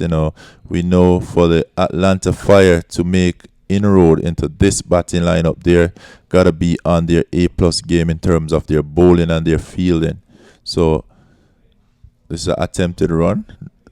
Okay, so no run there, and it's 4 more delivery before the end of play. So actually, it's a wide, so it'll be 5 balls. 1 is added to the score. 95 for 6. 5 balls remaining. Najaf Shah, he's bowling at 1 for 12, having taken the wicket of the important wicket of Damian Ebanks in the early part. So he's done well to make an early inroad. And he runs in here with an extraordinary record in the US Open. They come back for 2, well run in the end, as both Kandasamy and Stevens were able to come back quite quickly for 2. Every run will count. Yes, definitely. Good run in there between Steven and Kandasamy. Very good run. Shaw almost loses his foot in there, with a straight drive back to him, down to the long on boundary, and they were able to get 2 comfortable run in the end. So that's 2 more valuable run to the Atlanta Fire. So ball tugged into the onside. Has he found the gap? I think he has. Gone away for 4 off the bat of Stevens. That's a good looking shot. Brings up the 100 here for the Atlanta Fire. 101 for 6. Well, watching Steven, I'm wondering if they shouldn't have sent him much earlier, because he's taking a swing at it and he's connecting. So he's 22 from 16. Yeah, this is a good shot. Ball outside the off stump. Manipulated into the onside. Found the gap. No man move actually. And it goes bouncing away for 4. So very important strike.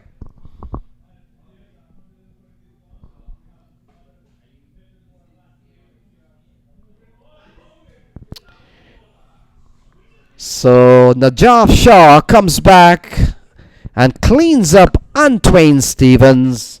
It's 101 for 7.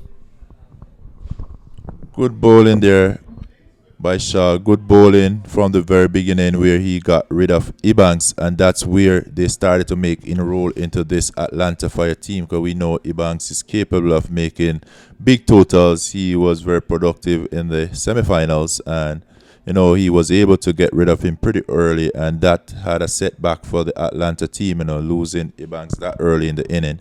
So good bowling by him. Shaw, he's doing pretty well. 2 overs, 18 runs. So he's bowling pretty well. So it's 101 for 7 and 2 deliveries to complete the Atlanta inning. So we'll see the Cavaliers. We want to see the lineup that they have, because we know they have a factory of batsmen in their lineup, So anyone could actually come out and assume the opening position, because they have a very, very, very long batting order. Yes, Ian, the likes of Kinar Lewis, Chandrapal Hemraj, Ashar Zaidi, Sean Philly, Manang Patel, Away Zia, Sohaib Maksud. You want quick runs, he's going to be a man tonight. Sohaib Maksud. Yes, that's a long heave there by the batsman down to the long on boundary. Only managed to get 1 run. That bring them up to 102. And it's 1 delivery to go. So we're having a game on here, in terms of the Atlanta inning. 102 for 7 wickets. 1 delivery to go. Atlanta will need a good bowling performance. We saw them as a very good, strong fielding team. Their catching has been brilliant in the semi-final. Here comes the final ball. Najaf Shah runs into bowl to Kandaswamy. Kandaswamy goes out towards the onside. They're running quickly. Could come back for 2. The throw comes in from Tehran. And so it's a run out 103. That's it for the close of the Atlanta inning. 103 for 8 and 15 overs. So the target will be 104 for the Cavaliers. They would be comfortable or quite pleased with the way they have bowled. They have managed to bowl and bat themselves into the final, and this is it. So we'll see what they have to deliver in terms of the bat. They deliver with the ball by restricting the Atlanta Fire to 103 for 8. So just to round up here, we see where Babwa was bowled by Tehran for 7. Sharma got 22. Ricardo Powell, he also got 24 there. And Stevens got 22 at the end here. And that brought them up to 103 for 8. And in the bowling department, Tehran, 3 overs, 11 runs conceded and a wicket. Najaf Shah, he got 3 overs in and 20 runs, 2 wickets. Good bowling there. And then there goes Stewart. He got 3 overs, 23 runs, 3 wickets. He was the trouble for the Atlanta Fire team. He make inroad into that team. And that's the reason why they will be tracing only 103. So thank you guys for watching as we take a break. See you back in a few minutes.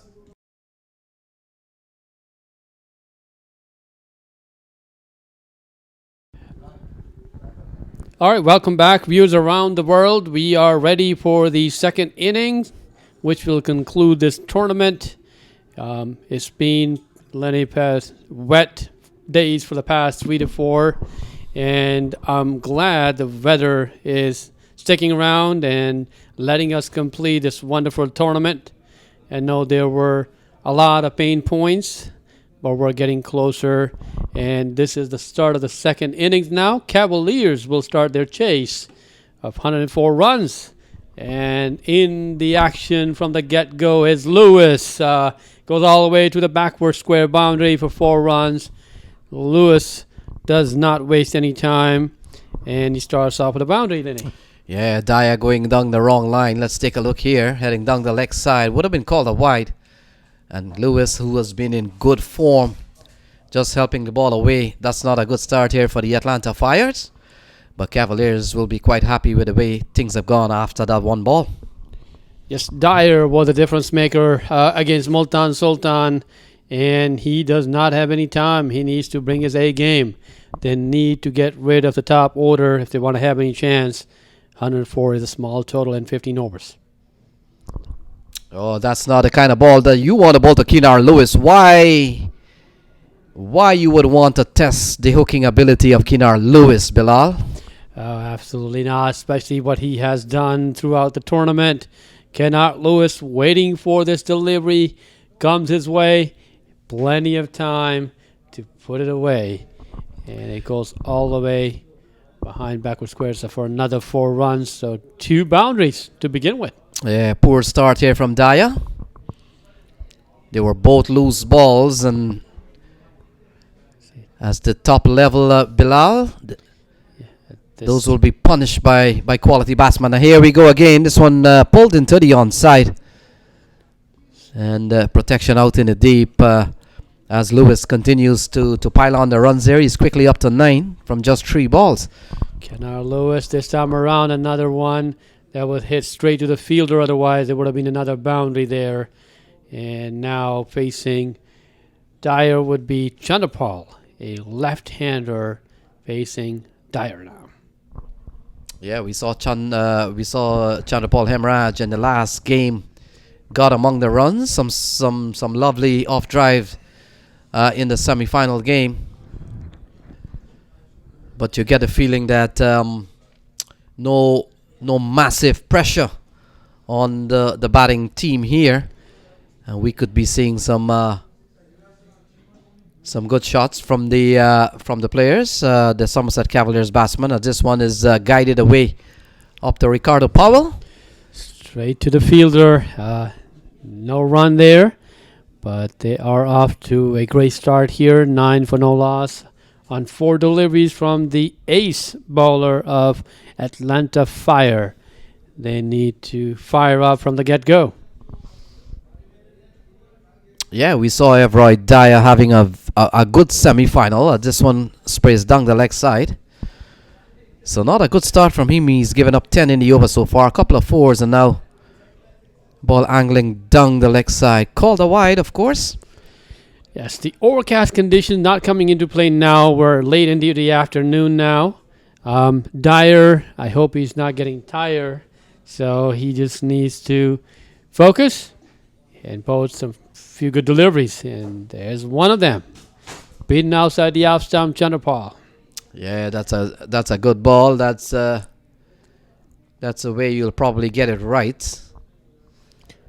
But this is the second time coming to Keenar Lewis, Bilal. This is the second time we've seen in matches where the bowlers don't know where they got that memo from that Keenar Lewis is not a good hooker.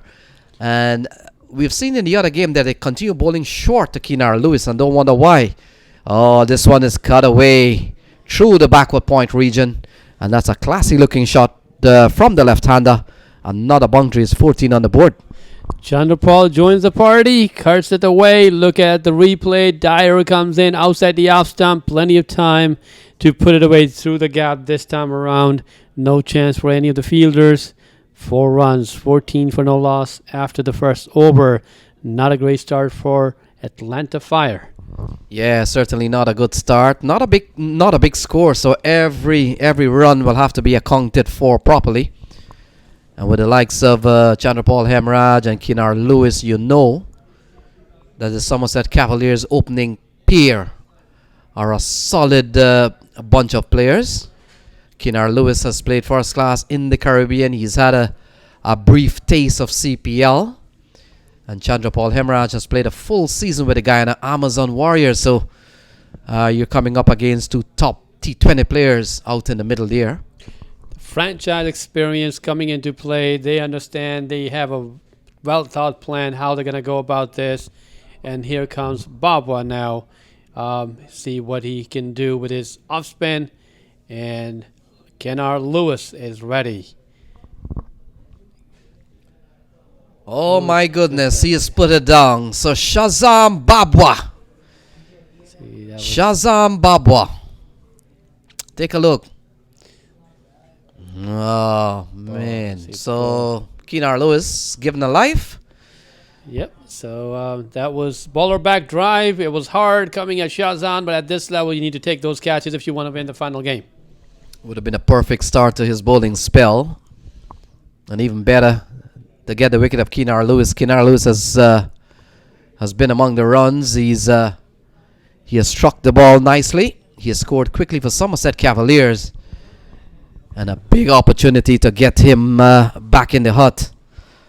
For 9 runs, goes a begging as Shazam Babwa may have missed a big opportunity there against Keenar Lewis. I say it doesn't come handy, especially with the caliber of Keenar Lewis. This time around, angling towards outside the off stump, and Keenar Lewis went for a single. Now fielding has to change with lefty-righty combination, as you know, being points that come with that type of batting. And we got Shazam Babwa that's coming in again, and easy single for Chandrapal. Chips it away to Vidish long on. Fielder cuts it away, and Shazam Babwa now will have to bowl to Keenar Lewis. So Somerset Cavaliers, they won in 2017, got into the final in 2018. And Bilal, they're here again. What do you say about a team with that accomplishment? It was a hat trick of finals. That says a lot about your team. Let's see. Straight to point. Keenar Lewis. So nice length bowled by Shazam Babwa. And no time for Keenar Lewis to adjust. Chips it towards point. No run. Dot ball. That's what Atlanta Fire needs. So the weather for now has really held up, and earlier on we were looking at forecasts that would have showed 80 to 90 to even 100% of rain in the afternoon. So far, this one is driven straight down the ground, and that's 4 runs off the powerful shoulder of Keenar Lewis. Yes, Keenar Lewis, as we will look at the replay here, straightish ball, wicket, middle stump, at middle stump. Keenar Lewis beat the fielder, wideish mid-off. I think that fielder needs to be a little bit fine, as he knows that Keenar Lewis is bringing in a straight bat. He's not going cross-batted. And he times the ball well, considering he's facing up to an off spinner in Shazam Babwa. So there was a little mix-up, but he comes back, no damage done.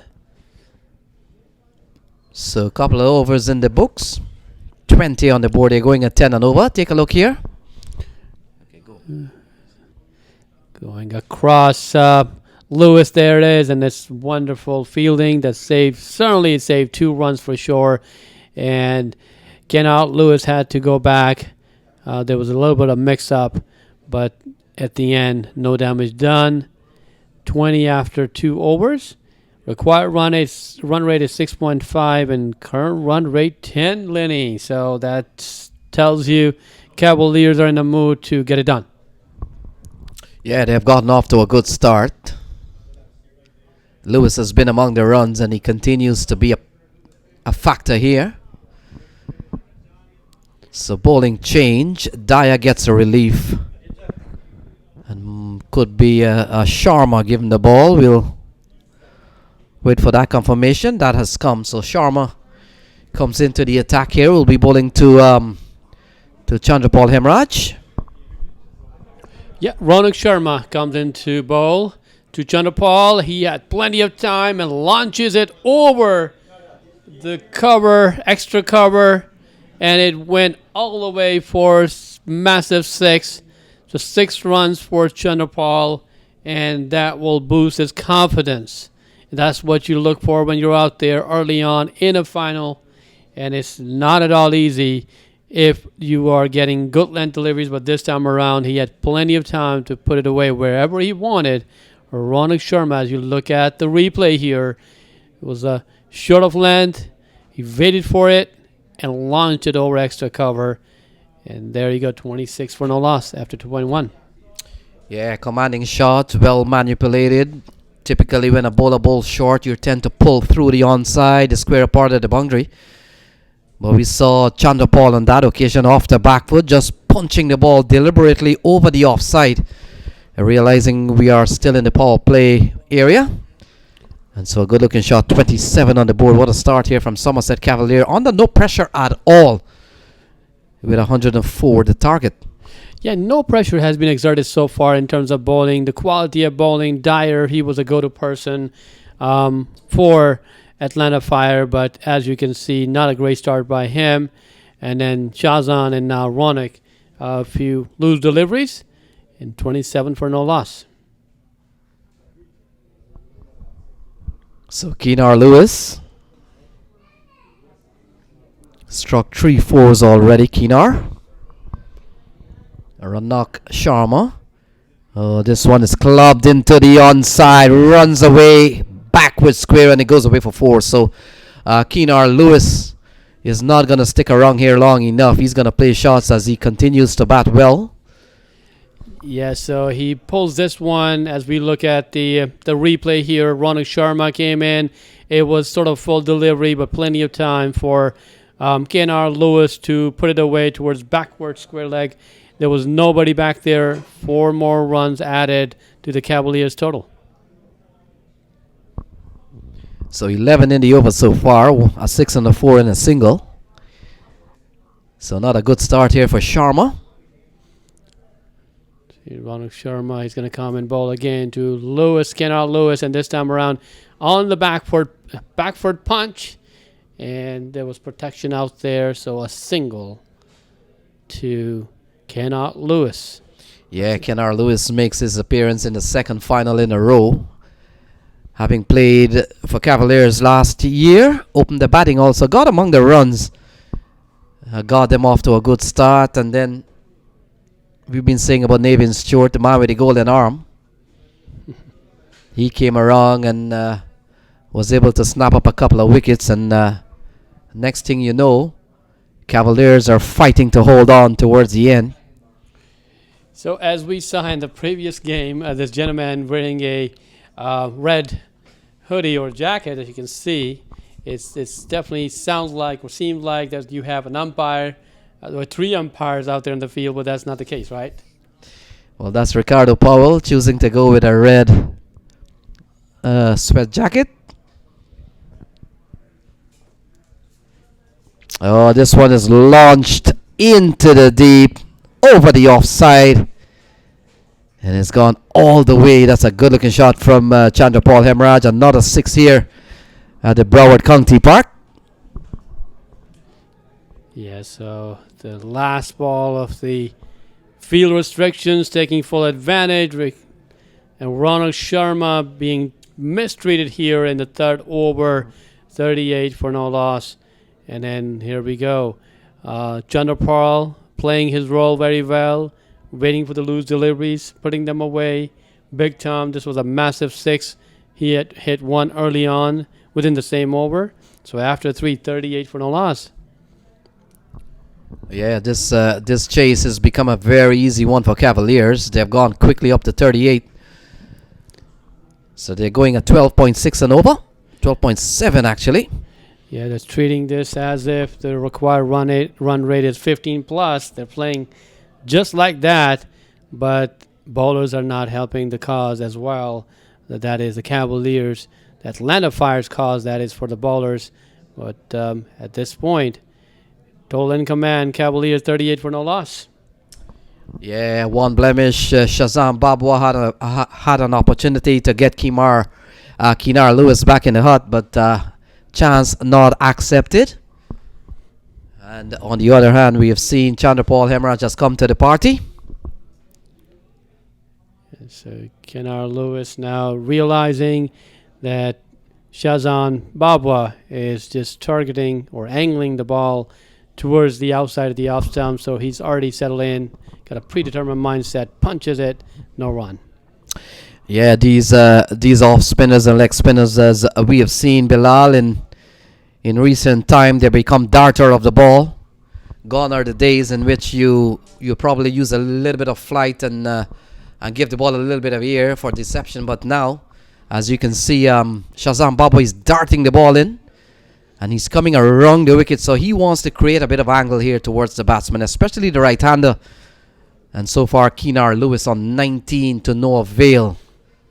It's not a big score, so as a batsman going out in the middle, you're not under any scoreboard pressure. Yeah. And when you get a start at 38 without loss in the fourth over, it even becomes easier here to move on. Yeah, so they're relaxed, focused, confidence level is high, and that's what you need in a grand finale. Missed out on a full toss here, Keenar Lewis. Probably didn't expect that from Shazam Babwa, but he knows that he missed out, but no damage done because they're at 38 for no loss, far ahead of the required run rate. Yeah, certainly the game might have played a little bit different. Oh, nicely placed here by Keenar Lewis. He picks up another boundary. And Keenar Lewis, 5 fours so far in 23. So you see the talent there. The first time he missed out, and Shazam Baba thought the same thing will happen, but this time around he was ready to put it away. Not only to put it away, but to put it away through the gap. Dissected 3 different fielders, as you see, 1 from inside the circle and 2 outside for another 4. So Keenar Lewis just proving, Bilal, that not only he can strike the ball for big shots, he does have some finesse. And that one a full toss previous to this ball. See, this one was quicker one for Shazam Baba. Change of pace. And he comes in again to bowl the last delivery for this over. And so it's driven straight to Whitish mid-off for no run. So after 4 overs, 42 for no loss, Lenny. Yeah, a good showing this year again from Somerset Cavaliers. Team owner Aslam Khan. And the coach, of course, being Mr. Brown.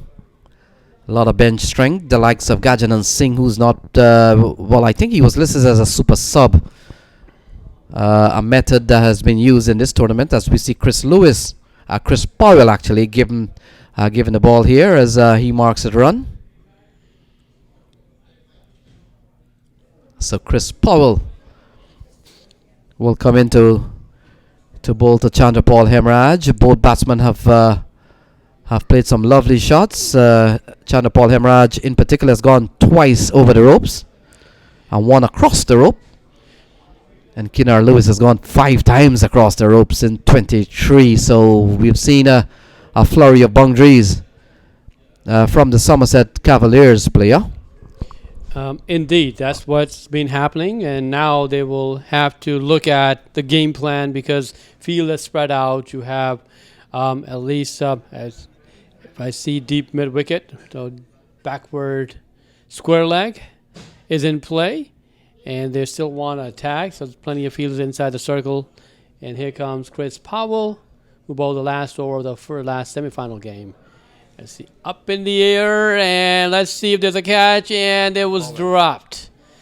Ricardo Powell is the man who dropped the catch, and this is a second drop in this inning. As you can see, first one was a hard one, but this one should have been taken at this level, and this, we don't know how much damage this will do, but in the final, you want to take those type of catches. Ricardo, he was under the ball in the last minute, and that's where it dropped. He did not keep his eye on the ball until the last minute, and it cost him a drop catch.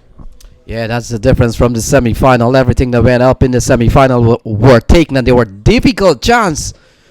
And today we've seen a couple of drop chances, one from Ricardo Powell just now, and then one from Shazam Babwa. Yeah, both openers have been dropped once, and there comes Chris Powell. Some sort of distraction. He will have to start over. The fielder did not switch. He realized in the last minute, so we get a gully point, short cover, Whitish mid-off, and Chris Powell runs in to bowl to Keenar Lewis, and was on the leg stump. This final leg in place, only a single, and chance of an overthrow, but there was a backup. Here comes Chris Powell, as you can see, onto the leg stump. And Keenar Lewis was not focused, otherwise this should have been put away towards the deep final leg boundary. Chandrapal will be facing Chris Powell. Chris Powell runs in. Let's see. Spot on the leg stump. Did not give any opportunity to Chandrapal to put the ball away. Let's see, there was a dot ball here now. Chris Powell on target, on leg stump. And Chandrapal going across, missed it completely. Yeah, Bilal, you never know how this game would have gone on had those two catches been accepted. One by Powell and one by Shazam Babwa. Yeah, speaking of drop catches, there was another chance here. Chris Powell put his hand onto it. Again, a difficult one. Baller back drive. And that was a difficult one. So a lot happening out there for Atlanta Fire. Let's look at the replay again. Chris Powell comes in and ball back drive. Yeah, even the defense of 103. Here we go. That's right. Another one. So three catches put down. Quite a stark difference. Keenan Lewis has launched this one in the outer area and has gone for another massively struck six off the bat of Keenan Lewis. And that brings up the 50 here for Somerset Cavaliers. They're on cruise control at the moment. 51 for no loss and 4.5 overs. Keenan Lewis is in a mood to finish this early. He doesn't want to wait or hang around until the 15th over. Another six that was launched all the way to the deep mid-wicket area, and then the fielder had to go all the way outside of the ground to get the ball back in. A massive six by Keenan Lewis. And as we spoke about this, when you're chasing a nominal target, that's what we will call it in a 15-over game, you have to take those catches. Catches win matches. That's one thing. You have to take wickets early on to put the pressure on the middle order and lower middle order, and that's the key to success. And that's not happening for Atlanta Fire. Oh, as we see, it's a massive one again. It disappeared. Oh, so another six by Keenan Lewis. 57 for no loss after 5 overs. So they have lost the script. Chris Powell went for plenty in this over. So Atlanta Fire, they have to regroup. They have to get some quick wickets if they want to stay in this game. Otherwise, Keenan Lewis want to have early dinner. All right, so Bilal will take his leave with the news. 57 without loss, a commanding position Somerset Cavaliers find themselves in. And they've worked hard in the tournament here as we welcome Ian Thomas back. And Thomas, the way things are looking here, it's Somerset Cavaliers all the way. Well, Lenny Archibald, I must say that the Somerset Cavalier is doing everything that the Atlanta Fire fails to do. They came out with the intention to win. They came out with the intention that their opening batsman was going to get them some runs, and we did not see that with the Atlanta Fires. You know, they came out, they're going to find the boundary, and they're going to find it pretty early, and they're doing just that. With Keenan Lewis, he's taking it to the bowler. Also, Chandrapal is taking it to the bowler. Both batsmen are positive, they're confident, and they're just crying out the game plan, what they have been doing all through this tournament. So I just want to say that it's excellent cricket that's been displayed here by the Cavaliers. They're batting extremely well. They have bowled, I'm saying, they have bowled like the way you'd want your bowlers to bowl in a finals. They had showed up today and they have been performing to the top and the best of their ability. I just want to give it up to the Cavaliers. So Ricardo Powell comes into the attack, 47 to win from 60 balls. Chandrapal is on 20. Keenan Lewis on 35. So big opening stand here for the Cavaliers boys.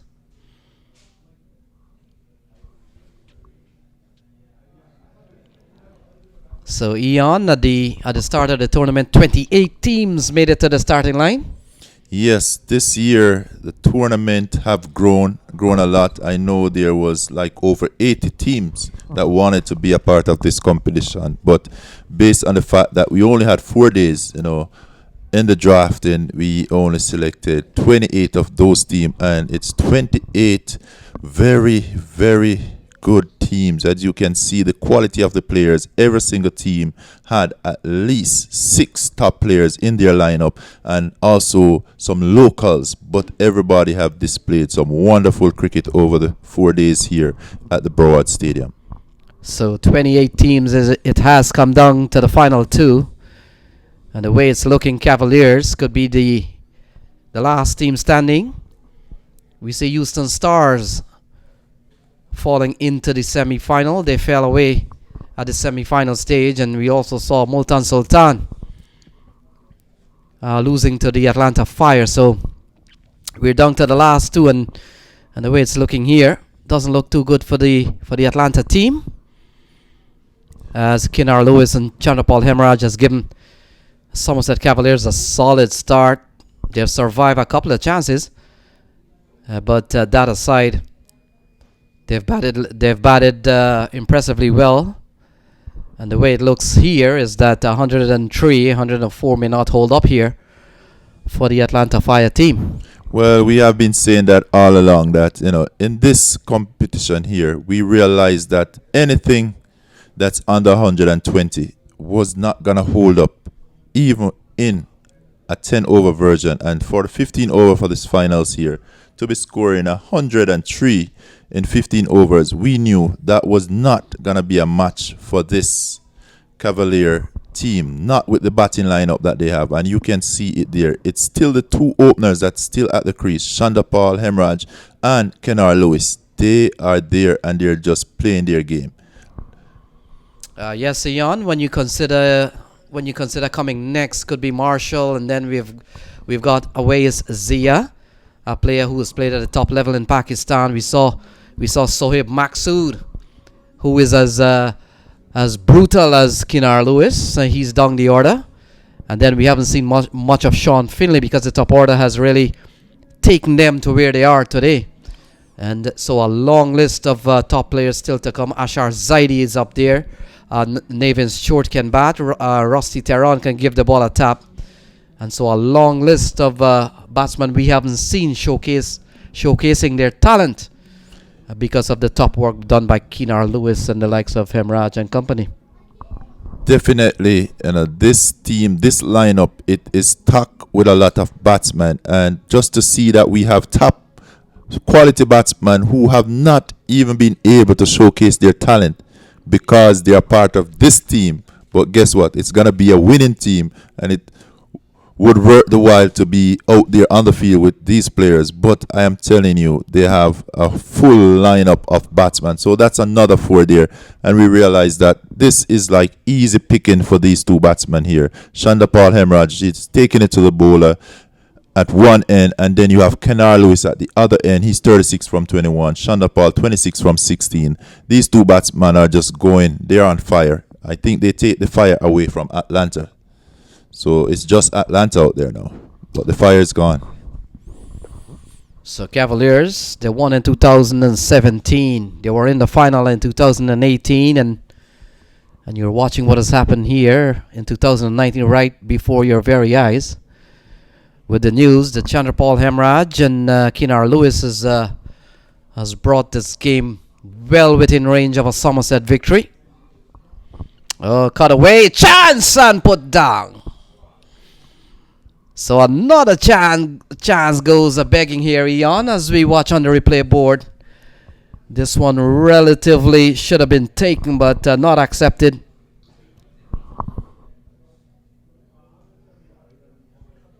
Yes, so in that replay there, we saw where Chandapal, he did not get fully over the ball. So, it came off of the upper half of the bat. It should have been an easy catch, but we realized that this Atlanta Fire, they've been spilling most of their catches. If they had taken all those catches that they had gotten in this match, it would be a different game. We'd probably have at least 4 wickets down. But they're not taking the catches, and this ball is running down to us. They'll get a single there. So we learned about it. Catches win matches, and they did that in the semifinals. But it's like it's a different team out here for the finals. They're not catching. We see catch being going down by some of even the better catchers. So 38 to win from 50 balls, bottom left of your screen. And 38 runs will give Somerset Cavaliers their second victory in 3 years. And that's a big accomplishment as a franchise unit, Ian. Yes, definitely. That is hike all the way up backward square. 6 more runs to Shandapal. He is batting like a king this afternoon. Yeah, short ball. That's a poor delivery there from Sharma. And you look at that. Look, off the back foot, short, and pulled into the onside distance shot, and it goes away for 6. So 72 without loss. Yes, this total here has not posed a challenge to the Somerset Cavaliers. They're taking it easy. It's like taking, as I say, candy from a baby. You know, it's easy picking. They're finding the boundary. They're dislodging the bad ball. Even the good ball is going away. So great cricket here by the Somerset Cavalier, and great batting by these two batsmen that's at the wicket, Shandapal Hamraj and Kenar Lewis. They are taking their team closer and closer to victory, even though they have a few chances. But guess what? They are not afraid to play their shots, and that what was lacking in the Atlanta Fire team. They weren't going for their shots. They weren't finding the boundary. They weren't able to penetrate the infield, and as a result, I think they were short at least 50 runs on the day.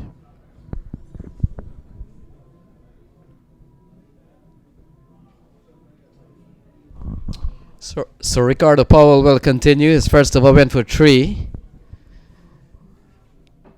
But they're simply under the gun here to defend 31 from 48 balls with all the wickets in hand.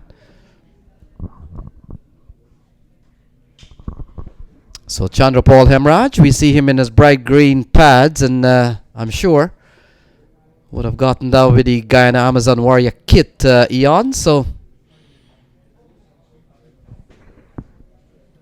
not a single here for Cavaliers, so they move for the inch closer to perhaps a second victory in the US Open in 3 years.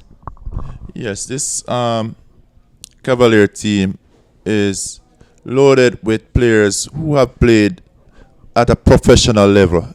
As you can see, you know, a lot of big names here. Some of them haven't even been showcased with the bat or the ball. And that's a marvelous shot through the cover into the boundary. 4 runs. Yeah, Kenar Lewis has a flight to catch, I can tell you that. So he wants to get this over with early. Because, you know, if Cavaliers win, which they're really on course, I'm pretty sure the post-match celebrations will be a little drawn out. And look at that, finding the gap through the offside, no trouble at all. And Kenar Lewis goes into the 40s, 41 off 23 balls. Looking at that shot, nobody moved. The only person moved was just to go fetch the ball, but not to even try to get around. That shot was full of power, and the placement was perfect. Good knock there by Kenar Lewis. And he's going with this, and it's gone. 6 more runs to Kenar Lewis and put him closer to 50, 47 off 24. Big hit there by Kenar Lewis, hitting Ricardo Powell over the boundary. 6 runs. Well executed shot there by Kenar Lewis. He's wasting no time here. It's like game over. So good batting here by Kenar Lewis. Bilar, welcome to the box. All right, thank you, Ian. And seemed like we're getting closer to the end of the tournament.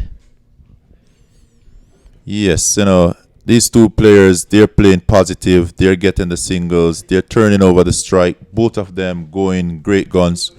Kenar Lewis, 47 from 25. Shandapal Hemraj, 35 from 22. You could not have asked for a better opening stand between these two batsmen. And that too in a grand finale, you know, the pressure of a final, but seemed like they're unaware of that this is a final game. they just came about their game plan. They took the game away from Atlanta Fire from the get-go in the first 5 overs. They scored their 50, the team 50 that is. And now you can see Kennard Lewis at 49, needs one more to score his 50 in the final. And what else you can ask from a great player like him? Definitely. Kennard Lewis had shown his class here tonight, behind the wicket and at the wicket. In terms of his batting, it is great batting here. Great batting being showcased by him. He has not been afraid to play his shot, and we've seen in innings after innings the way he go out there and approach it. He is really a great batsman and one to watch.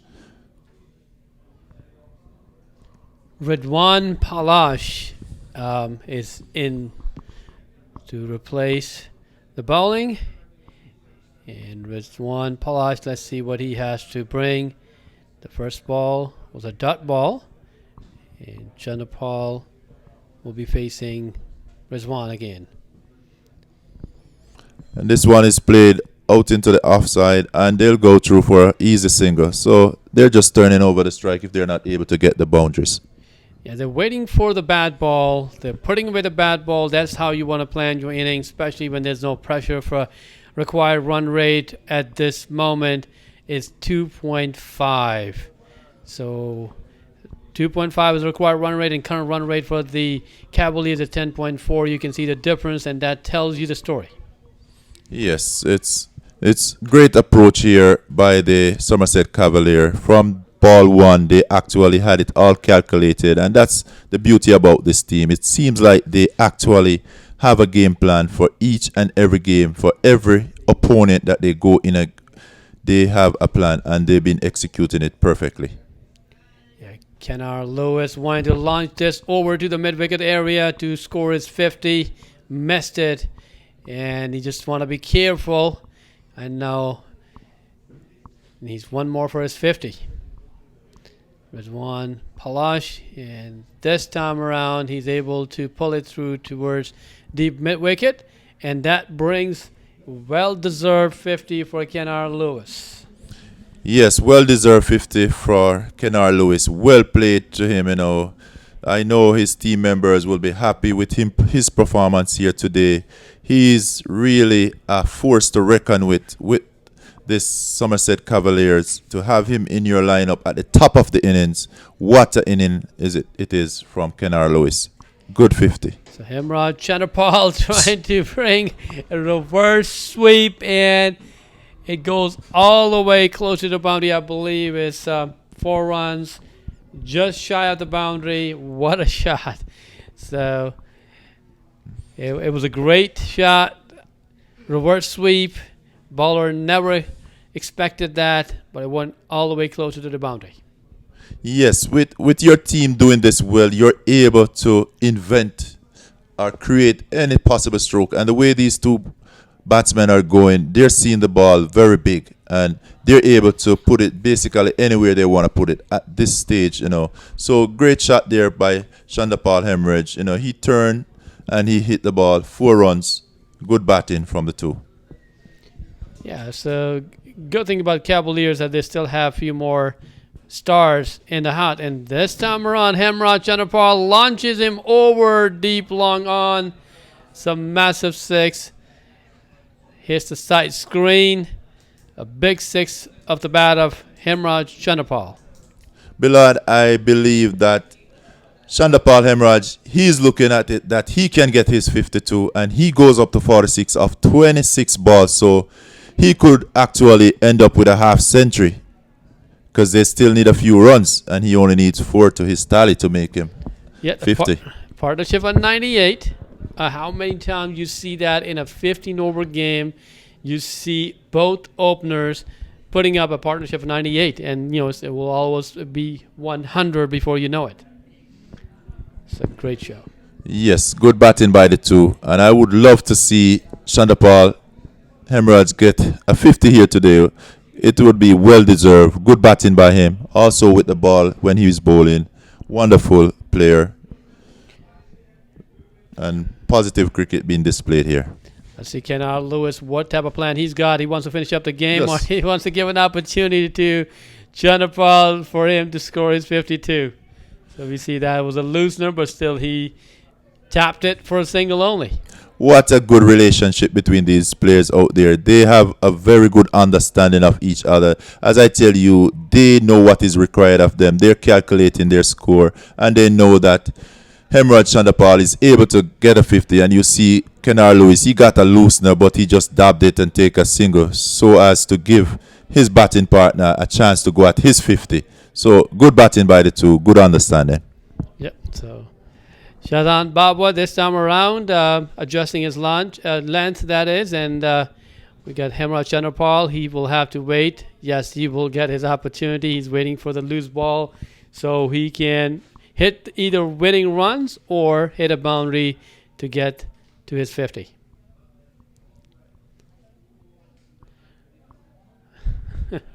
Shazan Babwa, he's trying to intimidate. He's trying to tease him, and now Hemraj Chanderpaul cannot wait to hit the winning runs.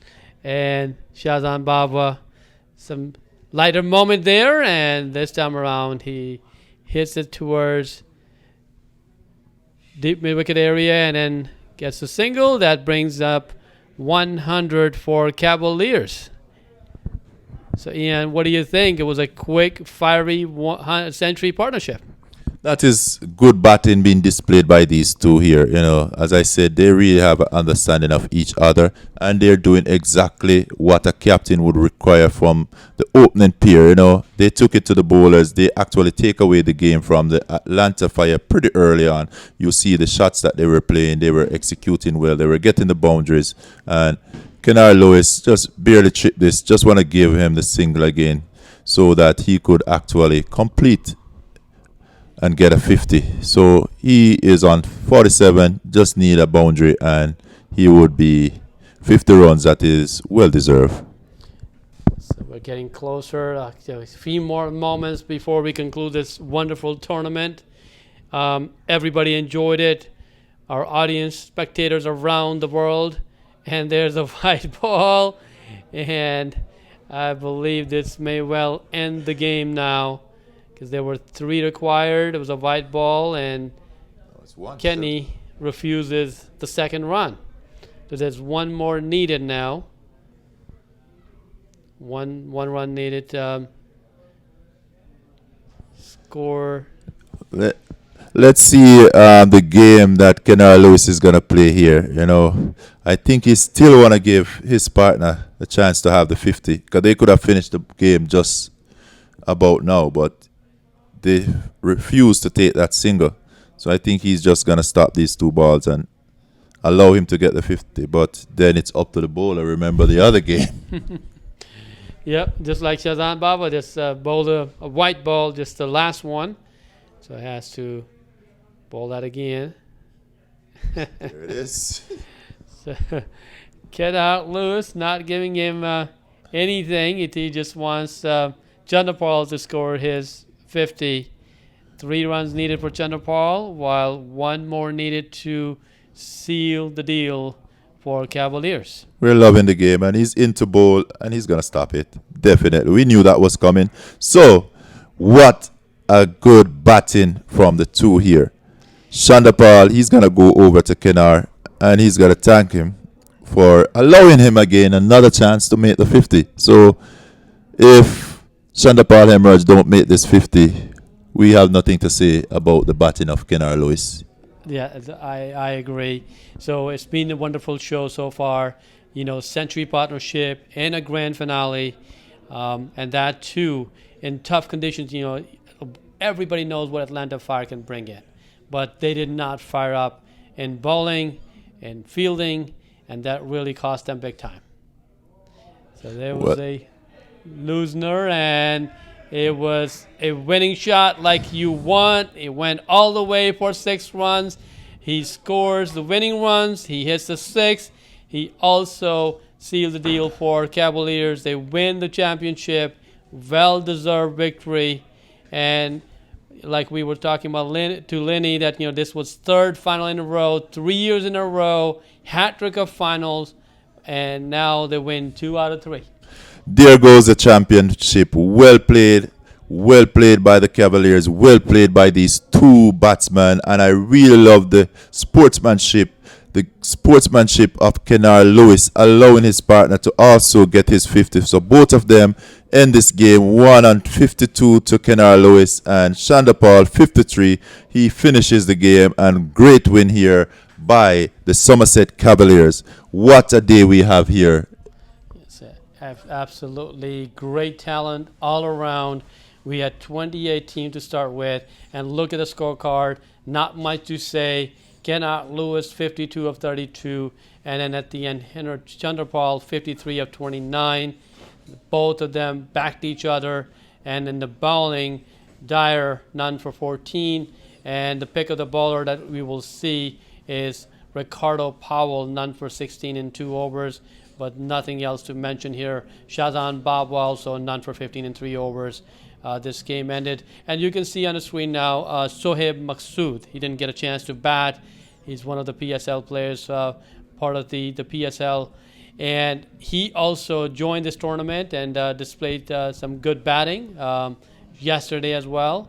But that tells you what type of talent was sitting in the hut for Cavaliers, and they were able to accomplish this big time. So we're now at the end of the US Open. What a weekend it has been. What a weekend of cricket. And we just want to say to our viewers out there, we thank you guys so much who have been watching on Mac TV Live, or Facebook fans who have been watching and sharing.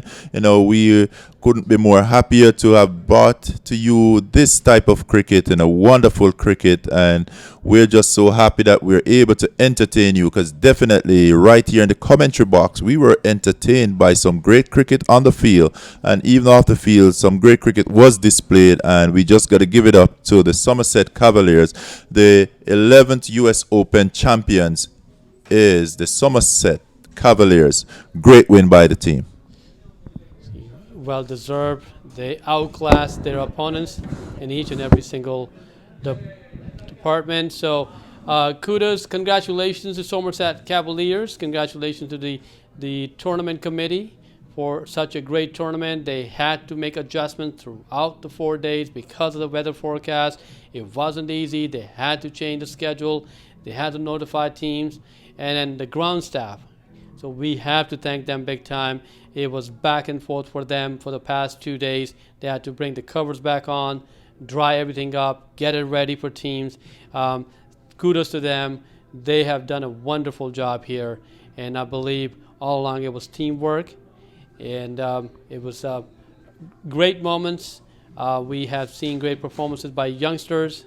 The U.S. Open. Coming up now. Right. So we have the next game in now. That is the semifinal for the youth under 17 tournament between the Kumar Rampal Cricket Academy, which is under 17, versus Ontario Greens under 17. So that's the next game that we will be broadcasting in a few minutes. We're getting ready. But back to this now, Ian. Wonderful job by the ground staff. Yes, it was an all-round and a complete game of cricket that was supported from all angles, from the ground staff, from the media, from the organizer, the management team, the players, the supporters. I just want to say it was just an amazing tournament that was run properly, perfectly well run, and now, we just gonna turn you guys over to even the youth cricket, because now we're gonna bring into the stadium the youth cricket, and we're gonna have the semifinals and the finals right here. So if you want to still tune in, we have the youth cricket coming up. Thank you all for watching this live on Mac TV, and also for our social media fans. We thank you for watching and sharing, and it's just cricket, lovely cricket. Thank you. Yes, so we'll take a break and come right back once the game starts for the under 17 semifinal.